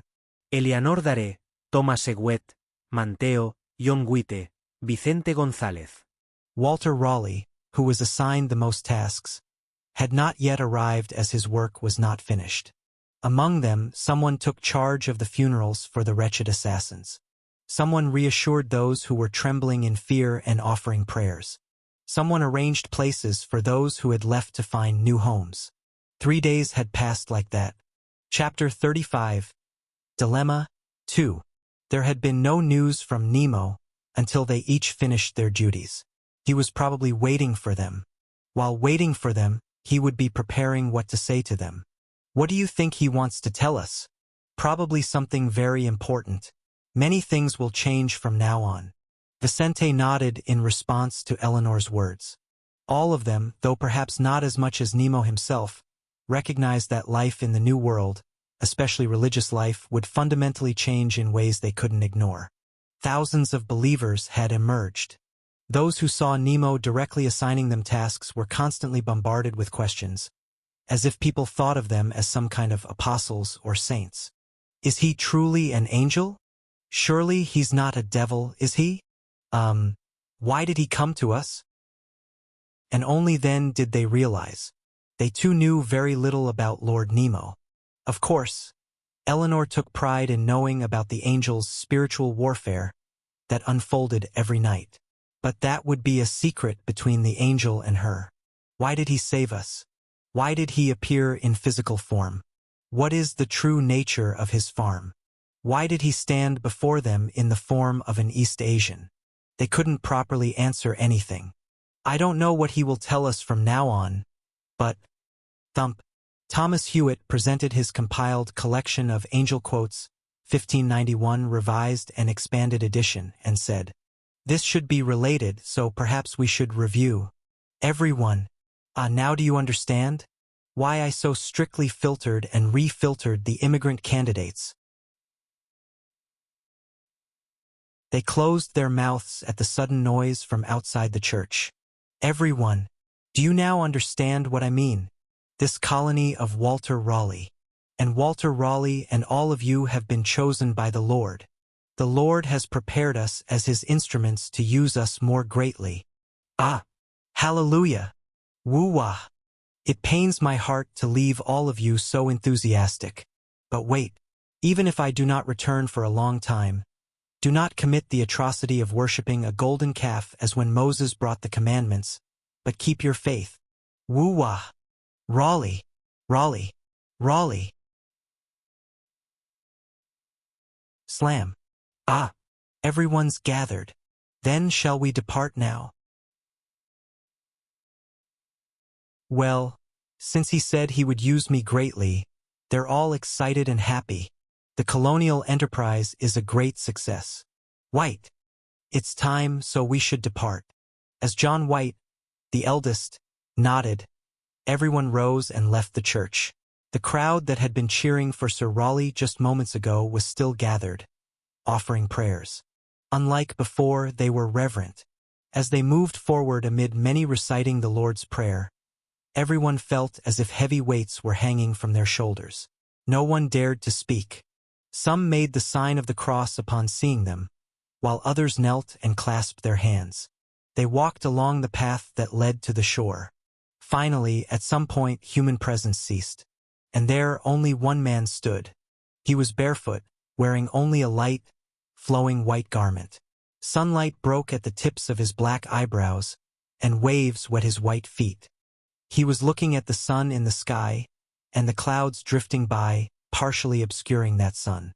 Was he looking toward his homeland? Eleanor suddenly thought he might fly away to heaven right then, so she stepped forward. Then, sensing her presence, the man turned around. "You've all come." Thud. Without being told, Eleanor naturally knelt on the sandy beach. Others followed her, kneeling and clasping their hands in worship. "Do not worship me." And the man raised his hand and said, "Worship the Lord of all things. Those who look at creation and marvel have bright eyes but dark souls. But those who admire his will beyond creation truly have bright souls." I am merely one who does not die. Also, the distance between you and me is not great. How can you say such things?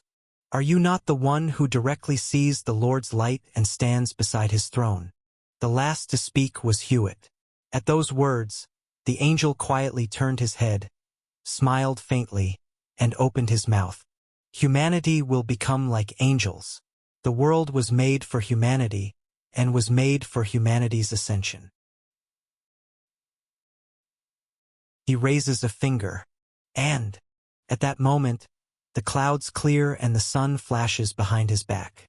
I too have come to make humanity like angels.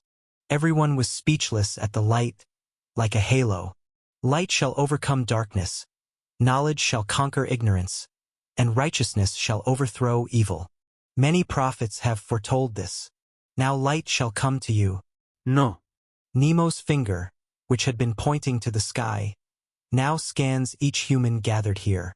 Catholic, Calvinist, converted spirit worshipper, male, female, Spanish, English, Algonquin, commoner, noble, explorer, lawyer. Gathering them all, they had only one thing in common. You shall be the light of this world. They followed Nemo here. They came here pursuing something greater, more magnificent, and more noble than themselves. Vicente asks with trembling hands, What do you mean we will become light? And when you say you will make humanity like angels, you can save more people. Pardon. You can feed the hungry, teach the ignorant, and settle those who wander without homes. You can make more people happy and save more people. So why not do so? At this moment, they feel something momentous is happening. Of all the desires a person can harbor, the noblest is that which is for all people. Always be for humanity. As the Lord commanded to love people, I now tell you to be for people. This is not the abolition of the previous commandment, but its fulfillment. Closed eyes and ears open. Hearts that weren't beating begin to tremble. The Lord has already taken your sins upon himself and opened the path of salvation. So why are you rolling in the mud stained with sorrow and anger? Do not divide and quarrel. Your quarrels to establish your own small authority within your small countries become the Lord's lament. You shall now fill the empty heavens and rule the impatient earth. Now that overwhelming voice flows into their ears. The celestial voice, the celestial will, seeps into their hearts. With light, illuminate darkness. With knowledge, defeat ignorance. With life, gather death. This is the root of the new word, and also the fruition of all old words. Be fruitful, multiply, and fill the earth. And be great. For humanity, always be greater. A new commandment is opened. Chapter 36. Doctrine 1. Nemo, Eleanor. Eleanor dared to ask. I don't understand. I don't know what it means to serve people, to serve humanity. Please tell us more for the sake of us ignorant ones. I can't. As you ask questions, Nemo places his hand on her head. Do not fear. The desire to know is the greatest part of your soul. Being ashamed of not knowing and desiring knowledge is the greatest mindset you can have. If that is so, please tell me. At these words, Nemo slowly looks around and speaks. The true light that gives light to everyone was coming into the world, John 1 verse 9. And to those who received him, he gave the right to become children of God. John 1 verse 12. Do you understand? The Lord shines his light on all living beings. The one who came as light becomes the light for all people and remains in their hearts forever. Since the Lord who came as light dwells in everyone's heart, cultivate that light and be saved. Are you not all equal children of the Lord, created directly by his breath blown into dust? Follow your conscience given by the Lord. Harriet's hand holding the pen trembles. Everyone closes their mouths. The Lord is in everyone's heart. Be saved through that Lord. Follow your conscience. This is not just a pleasing sermon.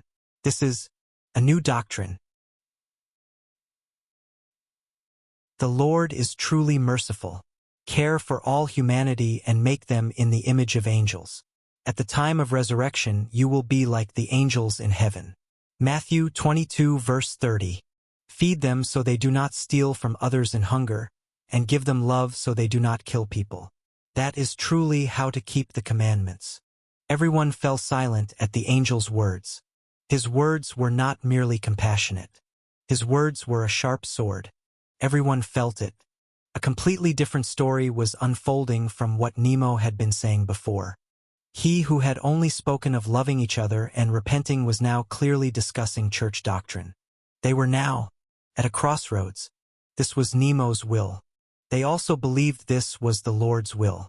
No one thought this came from the Dictionary of Christian Denominations, 1997 edition, that Nemo's father had left behind. There was also a reason why Nemo chose this particular doctrine. By generalizing without clear doctrine, saying things like follow your own conscience, he could reduce doctrinal conflicts within the sect.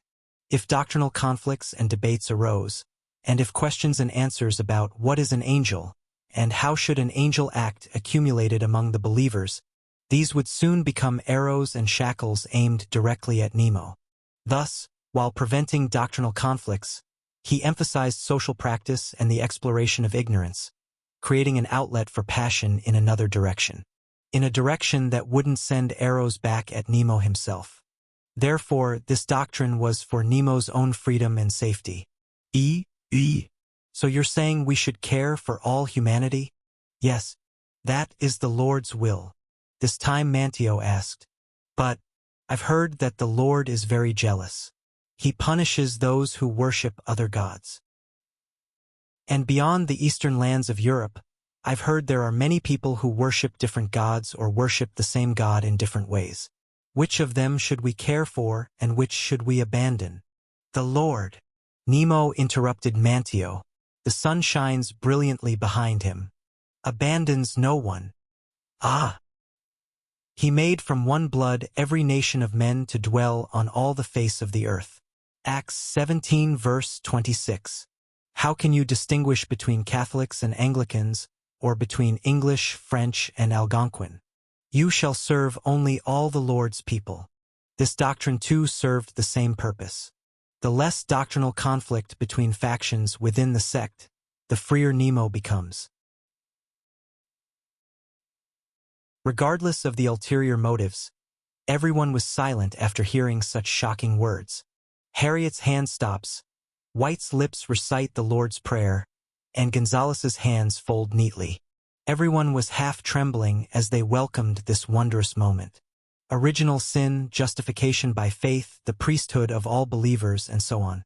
From the outside, these doctrinal disputes might seem hollow. But those trivial arguments about how many angels can sit on the head of a pin or whether ordinary believers should drink wine during the Eucharist actually determine everything. For the Church, doctrine is like a skeleton. From doctrine, the Church's structure and worldview extend. And now, that very doctrine was being revealed. People like Harriet and Raleigh could quickly imagine what kind of church would be built. An egalitarian, democratic, and free church. As such, in normal cases, it might be a church that could lose its center at any time, with believers scattering and losing power. A church where egalitarianism could become lawlessness, democracy could become disorder, and freedom could become excess. However, they had an immortal angel as their center. This church would neither fall nor disappear. Follow your conscience given by the Lord. This light was not a powerless firefly, but would become a flame that burns the world. The Lord had once again given them a new commandment. Humanity, devotion. They now shouldered the duty to spread throughout the world like apostles filled with the Holy Spirit to deliver this message. They were chosen for this sacred duty. For this, the angel descended to Crotone on the edge of the world. For this, the angel saved 30 English people and the Spanish army. For this, the angel converted Walter Raleigh and revealed miracles before many. Eleanor Daré, Thomas Arriot, Manteo, Vicente González, John White, Walter Raleigh. 6 people. Exactly half of the Lord's 12 apostles. Walter Raleigh was in ecstasy at this realization, shedding tears when, Walter Raleigh, what's wrong? No, that is. Suddenly he remembers something. He starts fidgeting and sweating profusely. While everyone wonders, Walter Raleigh closes his eyes tightly and asks the angel, "This is a trivial question. I'm truly sorry for raising such an insignificant and childish question at this moving and sacred moment. But, just speak." Well. Thomas Harriot. Why did he plant such curiosity in my heart and make it grow at such an important moment? Walter Raleigh thinks to himself, then closes his eyes tightly and exclaims, "Aren't Adam and Eve the ancestors of mankind?" And in the Bible, there are 3 sons of Adam and Eve, Cain, Abel, and Seth. That is correct. How did they have descendants? Are they out of control? Or are there other creatures that aren't mentioned in the Bible? If the former is true, then humanity inevitably committed sin, making them all sinners. Or rather, didn't the Lord push humanity toward the path of sin?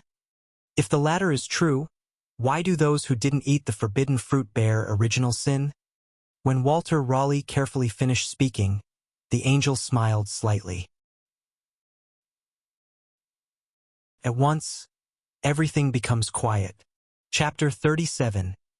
Doctrine 2.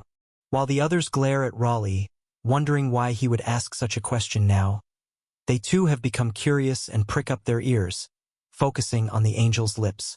Why? Come to think of it, that's right. Now that I think about it, who did Cain marry? His sister.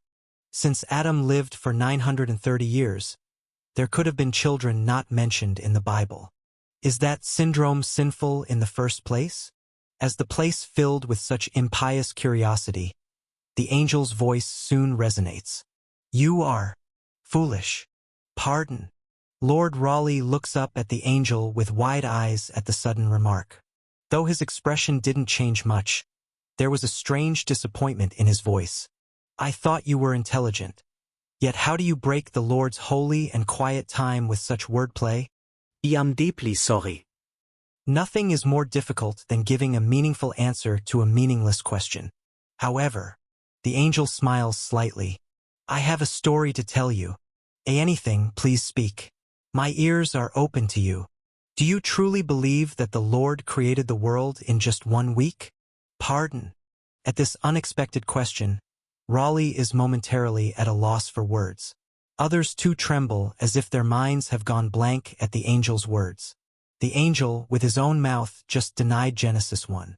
But, then how about the Sabbath? You! Nemo's holy voice cuts off Raleigh and rings out.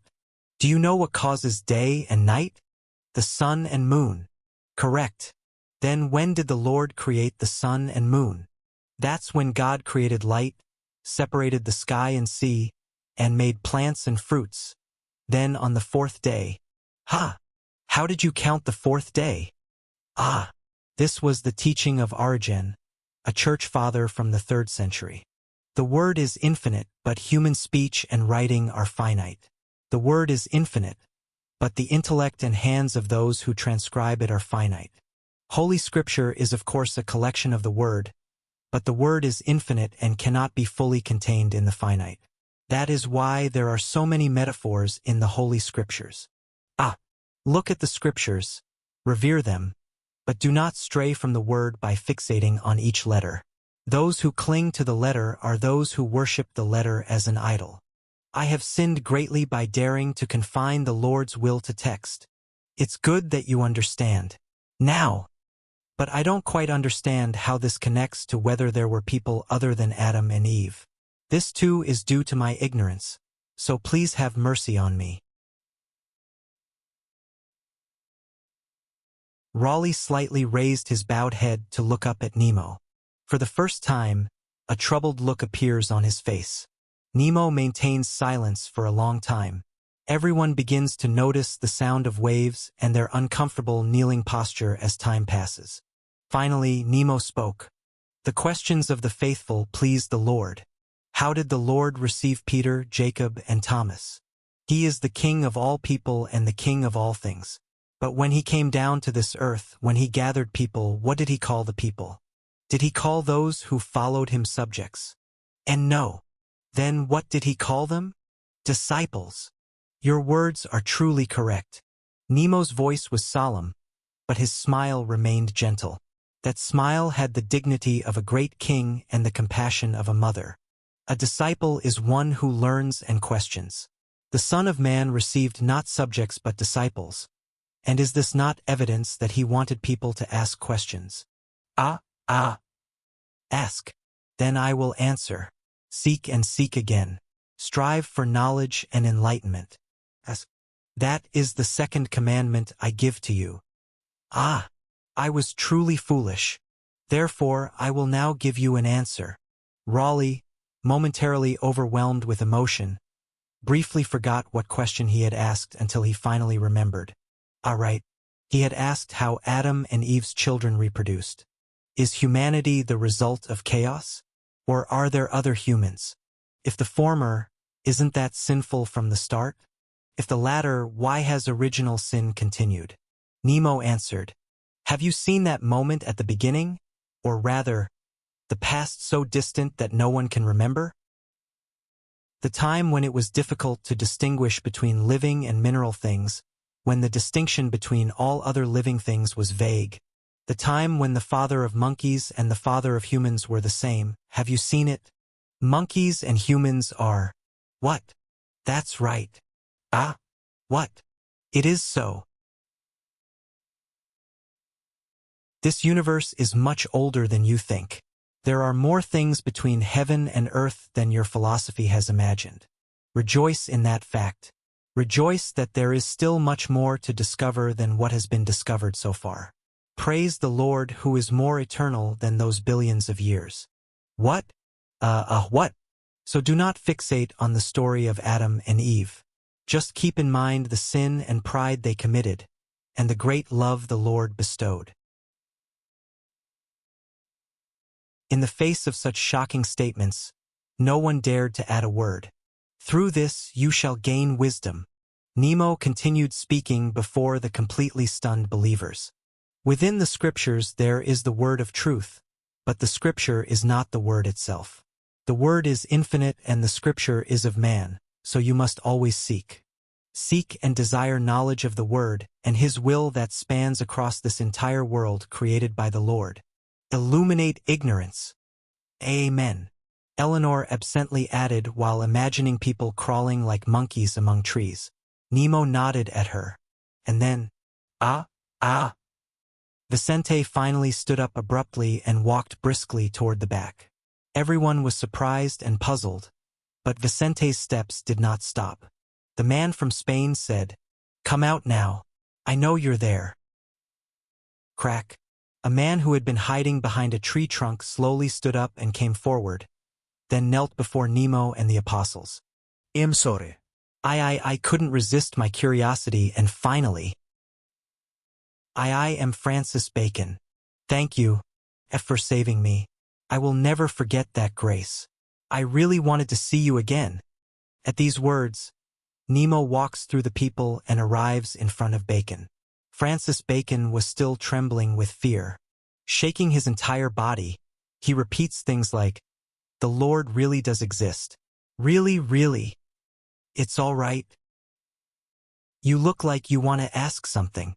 Pardon?" No, "I am curious," Bacon asks while kneeling and half sobbing. Why did you save me? Am I not a person responsible for your assassination?" Nemo approaches him and whispers, "Don't look for reasons why one person saves another." Bacon's eyes widen. He bowed his head several times and trembled. Thank you." A man approaches Bacon, who was crying as if about to collapse, and helps support him. Nemo asks the man, "Who are you?" "Pardon? I'm just an actor. I came here for tourism and inspiration, and this gentleman suggested I come here." "An actor? Aren't you a playwright?" How did you know that?" "Because I've seen your portrait before." Nemo, who seemed to recognize a familiar face, finally smiles, nods, and says, "Then, Mr. Shakespeare, please take care of Mr. Bacon." Shakespeare, who didn't expect to hear his name from the angel, briefly flinched, then nodded in a daze. "You all are the light of humanity. Fulfill your duty." They prayed toward the angel. Harriet completed all the records. A new gospel has been written. Chapter 38. Normal Day. It was a day in April 1592, the turbulent late 16th century. Dawn of capitalism and the bourgeoisie. Beginning of imperialism. A world on fire. The Battle of Busan, the first battle of the Japanese invasion of Korea, had just begun. About 5 months after King Henry IV of France launched a siege attack on Rouen occupied by Spanish forces. How will the day of Nemo, the angel of Roanoke Island, and the great Japanese man Kin Issei begin? Ring ring. Delicious mixed grain rice is ready. Please stir the rice well as you eat. Nothing special, it starts with a slow cooker rice. It doesn't even need to be slow cooked anymore. My body has become one where not a speck remains even if I gorge on white rice, meat, fried food, alcohol, and tobacco. Yet here I am eating slow-cooked rice. This sounds like Captain America taking steroids. I never thought my mother's 17 nutritious grains would be used like this. I just tried planting them experimentally, and out came barley, millet, foxtail millet, oats, sorghum, chickpeas, and so on. Right? Just no rice. I somehow failed at growing any type of rice like glutinous rice or brown rice. So my daily food is slow-cooked grain rice. If not that, then boiled potatoes and bread. Definitely not white bread. Tastes awful. When the rice is done, I crack organic, by force, eggs into the frying pan, make fried eggs, transfer them to a plate. Then I place potato stew, sesame leaves, organic, lettuce, organic, cabbage, organic, and all sorts of wild greens, natural, received from Mantio's tribe on the table. Mantio definitely said those greens were delicious, but I still don't know their Japanese names. They seem to be plants that don't even have Japanese names.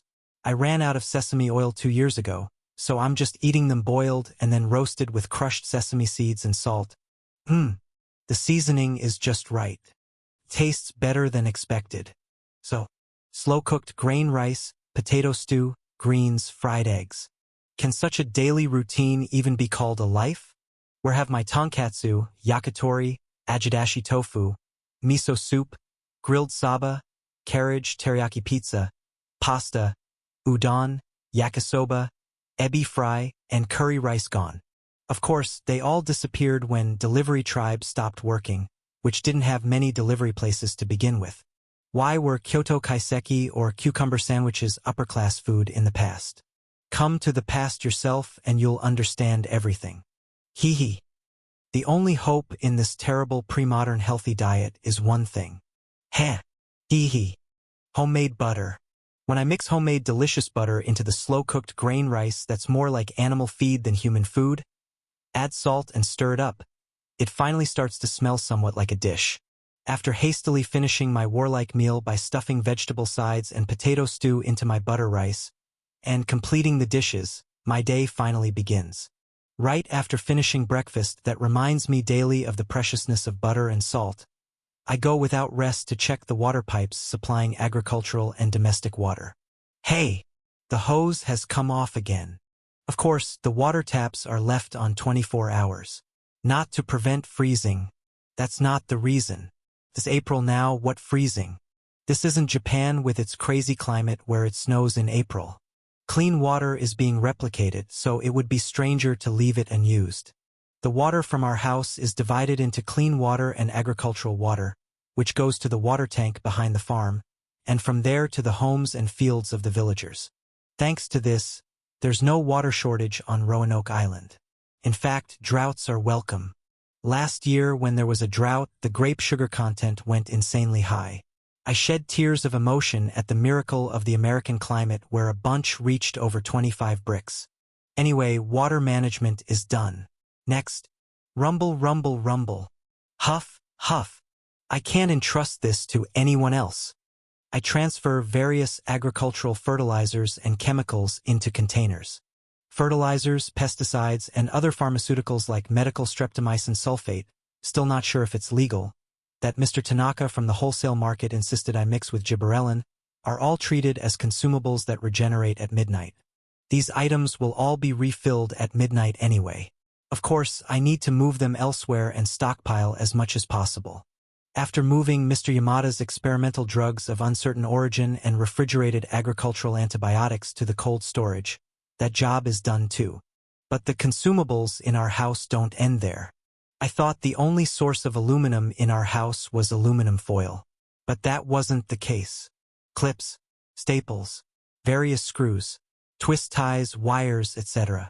All sorts of seemingly trivial metal consumables are infinitely copied. Although the daily output isn't large, if collected day by day, the amount becomes quite substantial. I pour them out, separate iron and aluminum with a magnet, divide copper, stainless steel, and regular iron into different containers, and head to Brown's forge, the goldsmith. Mr. Brown, could you please handle these? Ah, excellent. Hassoun, wake up all the other blacksmiths. We've got work. Yes, father. A 21st century rose knife is stronger than a medieval sword. That is, even seemingly trivial metal consumables are products of highly advanced 21st century metallurgy. As Mr. Brown and his native adopted son Hassoun Brown strike the anvil, blacksmiths gather from all around the workshop like zombies discovering humans, taking the precious aluminum, steel, and copper. Aluminum is especially important. It means that aluminum in metal form is found only on our Roanoke Island in this era. And of course, the procession of consumables doesn't end here. Nemo, people have gathered here. I'm coming, Eleanor. The multivitamins in our house are treated as medicine, not food and beverages. They're also consumables. That means even if I distribute hundreds of tablets, they'll all be refilled tomorrow. Take only one tablet each. 2 or more can be harmful. Hey you there. Don't be greedy. Take just one. What started in the early days, distributing vitamins with Eleanor to prevent people from suffering from malnutrition before the potato farming began, has now become a daily routine. Well, anyway, thanks to this, none of the people here have died of starvation or disease, so I keep continuing it for now. After finishing vitamin distribution with Eleanor, I return home. Kalaralarak. I pour out all the first aid medicines from the medicine cabinet, vacuum pack them with my mother's vacuum sealer that she used for Tsukmano storage, and bundle them up. I remember when my father was dumbfounded, asking my mother, "Are you planning to open a butcher shop?" when buying this. I still don't understand why someone so cautious about buying a single electronic appliance would spend his retirement money to build a 13,200 square meter Shine Muscat farm. Father, Mother, please watch over me from afar as I'm fruitfully enjoying all the results of your reckless endeavors. Anyway, what do I use the vacuum sealer for? Ms. Lawrence. Ms. Margaret Lawrence. Ah, here I am. Goodness, there's so much today. I've been too busy to come for several days. Please start by putting the headache pills in the box. Understood. Since there are almost no patients today, I'll start by organizing the medications. I use it for the hospital. Another thing I learned coming to this era. In an age where the common treatment is to feed people opium instead of painkillers, cut off limbs, and cauterize them with fire for disinfection, I'm quite a competent doctor just with basic first aid supplies and skills. When I first arrived here, I taught Ms. Lawrence, who had provided emergency treatment for Mr. Harriot's leg, some basic first aid and how to use medications, and now we have a clinic that heals people better than most European hospitals. What? Just by properly using Tylenol and aspirin, I become a great healer? Just by using distilled water for treatment and sterilizing instruments in boiling water, people who would die now live. I can't even begin to imagine how much blood and how many corpses were accumulated to create 21st century medical knowledge. I'm always grateful. Survival technique. First aid. I will always live with gratitude to the 2000s Japanese learning manga market. When I return home, it's about 12:10 p.m. Now the morning schedule that started around 5 a.m. is roughly finished. I turn on my phone, play music, and turn on the Nintendo Switch. The music I listen to is CCM and hymns. The games I play are Animal Crossing and Zelda. Why, you ask? If I started listening to heavy metal and playing Doom again, wouldn't they think I'm not human? Anyway, after getting tired of managing an island in the real world and engaging in the strange behavior of focusing on managing a cyber island, credit, Tom Nook Incorporated, it becomes 2 p.m. again. Since it's 2 p.m., soon, knock, knock, Nemo, we have arrived. That's right, it's Vicente Gonzalez's voice. When I open the door, Vicente bows his head with a smile. We've come to get the transparent shields and iron bars. Right. I need to gather PC panels for building materials and copper pipes for heating, steel square tubes. I'm squeezing out everything I can from this farm. I pass copper pipes and even aluminum clips to the blacksmiths and carefully collect every Tylenol tablet to send to the hospital. Besides that, when Mr. Harriot kept saying he was short on paper, I took copy paper from the printer and distributed it, and when Shakespeare and Bacon said they were short on ink, I extracted fountain pen ink for them. Even with all this effort, I'm still eating slow-cooked grain rice 3 times a day. To maintain a 21st century lifestyle and feed the people around me, I need to put in this much effort. Shall we go then? Yes, Nemo. Everyone, get ready. Connect the carts to the back of the hijet. The only vehicle used for transport on Roanoke Island is the hijet. But as you know, the hijet is a compact car, so there's a limit to its loading capacity. Click, click. But we found a way even here. Well, it's a bit crude as a method. Roughly, we attach several carts to the hijet like ox carts and pull them like a train. It's only natural that the hijet would break down doing this, but of course, it's not my hijet. It even gets automatically washed at midnight, so it's perfectly fine even after doing this for over a year. So as Vicente and I get into the hijet, the Spaniards who entered the materials warehouse each pack PC panels and steel square tubes into the carts attached to the back of the hijet. And when I start the engine, the inline 3-cylinder engine begins a fierce rampage. Go, hijet! Show your power. Put-put-put. The hijet starts with a sigh like a dying old man, then barely inches forward. It's amazing every time I see it. This cart is so powerful. To think that a cart that burns oil for power exists. It's so incredible. Is that so? Well, even this much output is far better than the latest vehicles, horse carts, of this era. It's true that this thing can do the work of several oxen at once. So we slowly moved along the well-paved road toward the coast. Gradually, the new vineyards and greenhouses established here and there come into view, all built with these materials. By moving materials like this every day, we produce enough in a few months to complete one greenhouse. When the hijet stops at the coast, the Spaniards rush to carry the PC panels, steel square tubes, various insulation materials, and accessories to be used as building materials to the coastal battery cum warehouse. Phew, it must be around 5 p.m. now. It's evening time. Great. Nemo, I'm thinking of having a company dinner with my subordinates now, and I wonder if you might like to join. I have things to do from now on. I'm afraid it will be difficult. Pardon? The sun will set soon. What do you have to do? I suddenly look at the distant horizon with sorrowful eyes and say, I plan to contemplate how the kingdoms of this earth and future humanity will spend the next several centuries. Isn't that the duty of one who possesses even a little more power and knows more knowledge? As expected, Nemo. Vicente looks up at me with somehow sparkling eyes. Don't look at me like that. It's burdensome. Anyway, I'm not lying.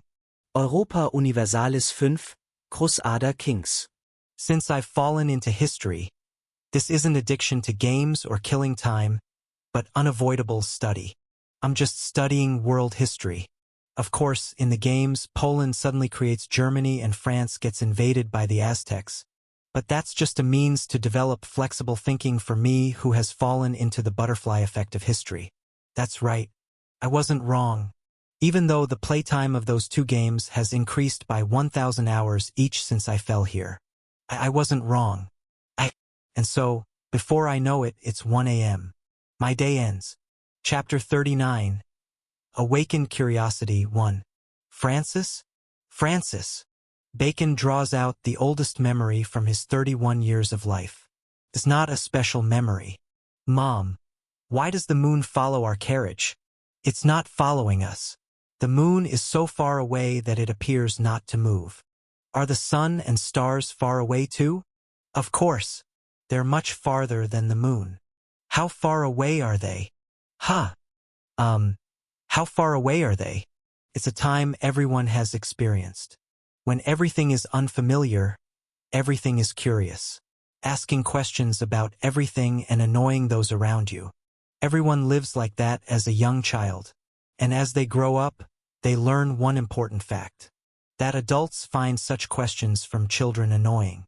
And they wish that children would stop asking such questions as they grow up. So the questions stop. Person's world closes. And people live within that world. You could call it their common sense or their worldview. Anyway, that's how it is. Francis Bacon too had stopped asking such questions long ago. The time when he threw why questions at everything was considered just a childish past. And then, if you knew your sins, would you repent? How do you not recognize the Lord's family and commit sins? De Ville. I don't understand why you call me a devil. I have never harmed you, nor will I ever harm you. Why? Why is it coming back?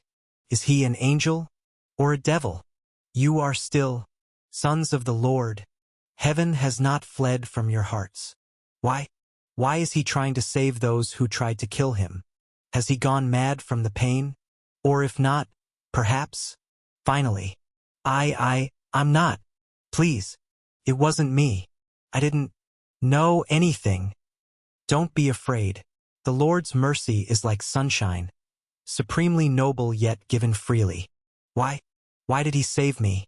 I am responsible for his death, for his pain, because I brought those servants. He faced a life-threatening situation, and he willingly threw himself to save me. Why? Don't look for reasons why one person saves another. Don't look for a reason. Because it's natural. Because people are precious. It feels like being hit on the head with a hammer. A decisive answer. It's a firm declaration as if to cut off all those questions here. Because he came down here for people, because he does everything for people, he did so. That is the reason. One cannot ask why. Again, why did the angel come down for people? Why does the angel act for people? Such questions would be followed by the Lord's infinite will. He knows that. He knows it very well. Yet even so, interesting. Very interesting. Pardon? What is? He's not a person, is he? Isn't he an angel? Too many questions arise in his mind at once. While on the ship, he heard there was another tourist. Because the voyage was boring, Bacon met the other tourist and made him a companion for about 2 months. So when he went to spy on the angel, he went with him, and now he's visiting his cabin for a chat. Anyway, he is an angel, so why did he say don't look for reasons why one person saves another when explaining his own actions? Isn't that interesting? Don't you think? Here's what I think. He was setting an example, because he made himself a model for all people. If you're a person, you should follow his actions. That's why he must have said, don't look for reasons why one person saves another. That's it. What do you think? That seems plausible, right? I think so too. But this raises another question. With a bright smile, Bacon poured out all sorts of stories to Shakespeare. Why? Why would someone who should be a model for humanity come to this barbaric frontier land? Even the barbarians themselves aren't many in number. If the angel had descended in the middle of a huge and important city like London, Paris, Rome, or Seville, in the center of a city with many believers, then everyone might have believed and followed him. So why did he do that? Because foolish humans might harm and imprison him? Maybe. Or is it a revelation to evangelize this land? That could be it too. I still haven't found an answer to this part. There's so much more I'm curious about. Why doesn't he use powers other than resurrection? Have you seen his blood vessels and muscles reconnect? How did his heart beat meanwhile? And how did his muscles and nerves find their places? And what does it mean that the father of humans and the father of monkeys were the same? It feels like returning to the innocent age of 5. No, perhaps it wasn't childish but rather pure and wise. People often think wrongly, trapped by their experiences and words. Didn't he also say not to worship idols trapped in the finite words of Scripture? Therefore, I wonder if my younger self, without experience, barely knowing words, and without any preconceptions, was so full of questions and wisdom. Perhaps children are the beings furthest from idols? Yes. Those without prejudice are the beings furthest from idols. From idols. Something, a thread of thought seems to be caught. Inspiration writhes and grows in his mind. Bacon unconsciously feels the corners of his mouth rising and laughter escaping. How long has it been since he felt this way? Anyway, Shakespeare, who had been listening to Bacon's story, seemed to be pondering something for a moment before shaking his head with a hearty laugh. Ha! I don't know. It seems I have no talent as a philosopher or theologian. Is that so? Yes. I'm a poet, a playwright, and an actor.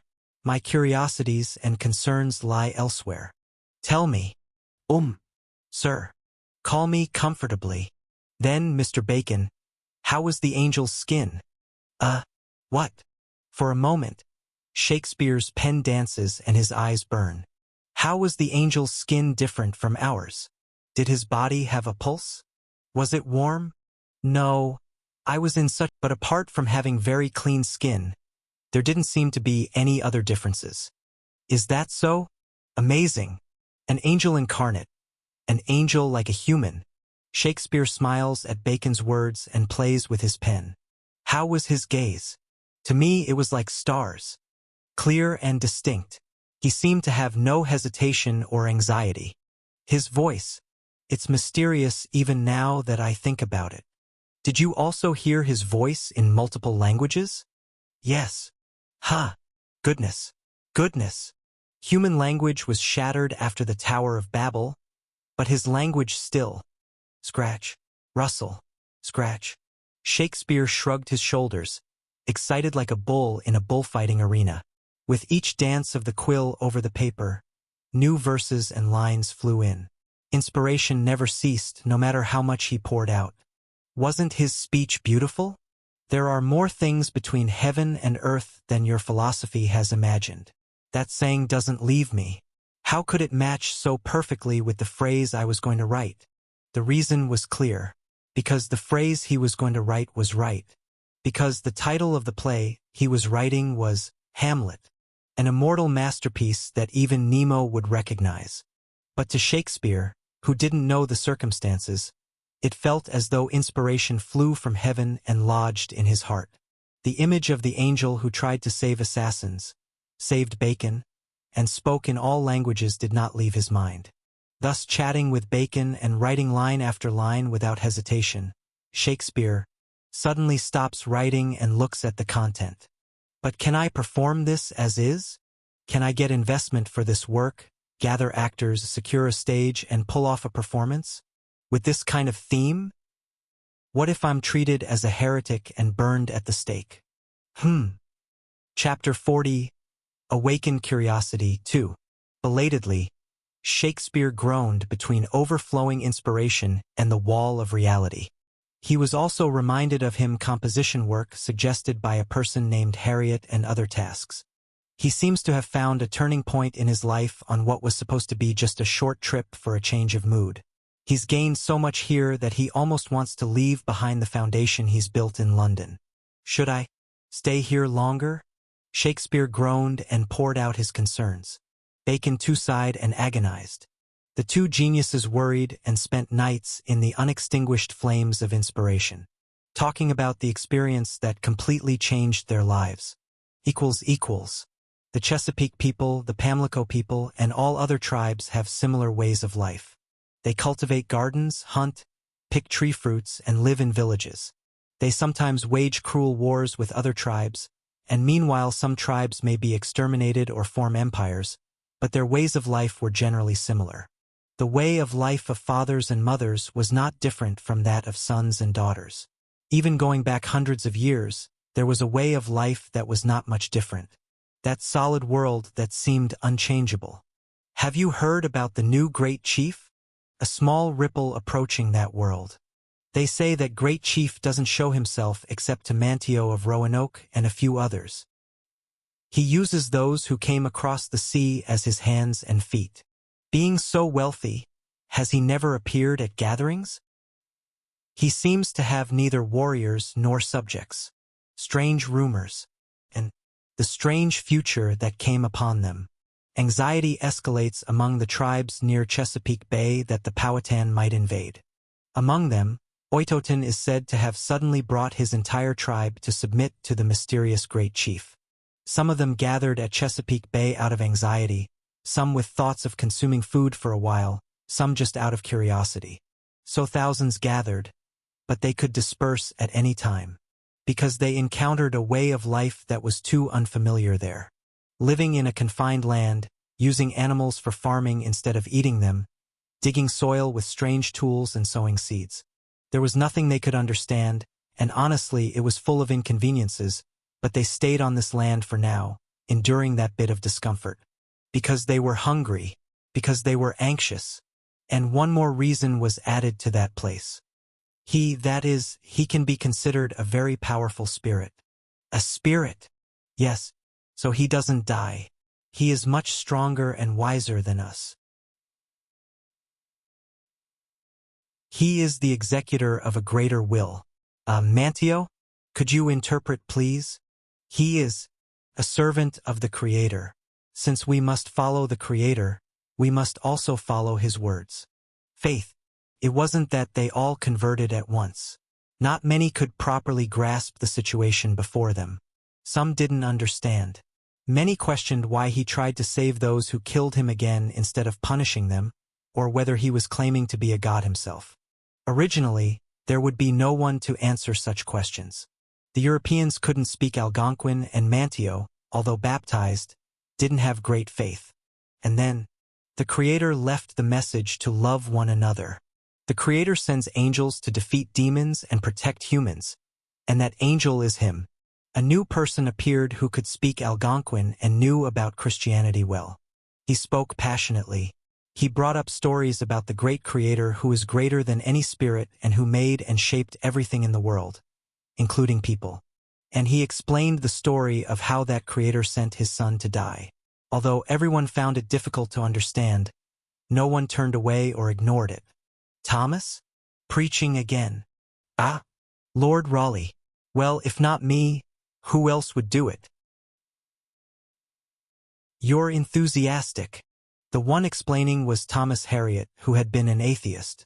The listeners were Algonquin people who worshipped spirits and ancestors. They would mumble all sorts of strange things among themselves or share questions that would make ordinary Christians faint. Is God male or female? Is God a being with mixed male and female souls?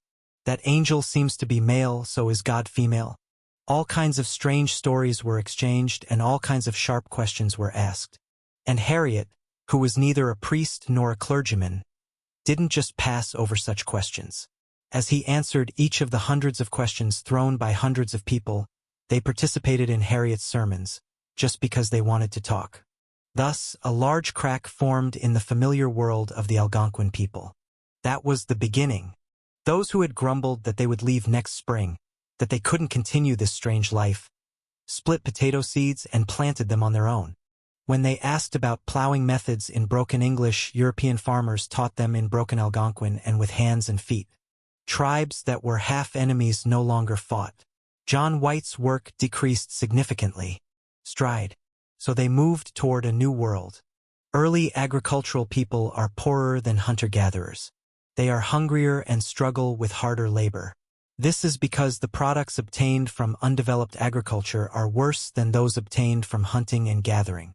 That's why many tribes turn back right at the threshold of the so-called agricultural revolution. Not simply because they are ignorant, because the reward for hard labor is nothing but meager food and a vertical social structure.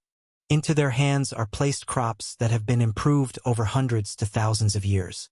These are products that people in Eurasia and Africa created by shedding countless blood and sweat. These are given without cost, out of the mercy of the great chief and powerful spirit.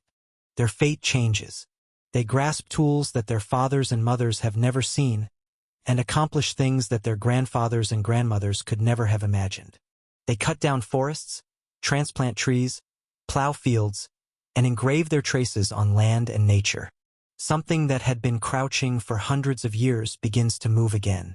Manteo and some sensitive individuals felt a resonance coming from their hearts, from the land, sky, and sea. But many didn't know what it was and tilted their heads in confusion. It was the wind of change. It was the sensation of fate stirring. The fate of their sons and daughters, grandsons and granddaughters fleeing westward covered in blood was disappearing. The fate of being terribly slaughtered by white people, the fate of leaving their homeland walking on blood-painted paths, was twisting and turning. Of course, no one in Chesapeake Bay knew this fact. Just that prayer sounds were heard every night. Only vivid stories about the Great Spirit that resurrects from death were exchanged. Even after Nemo came, it didn't seem like much had changed. But, in fact, everything had changed.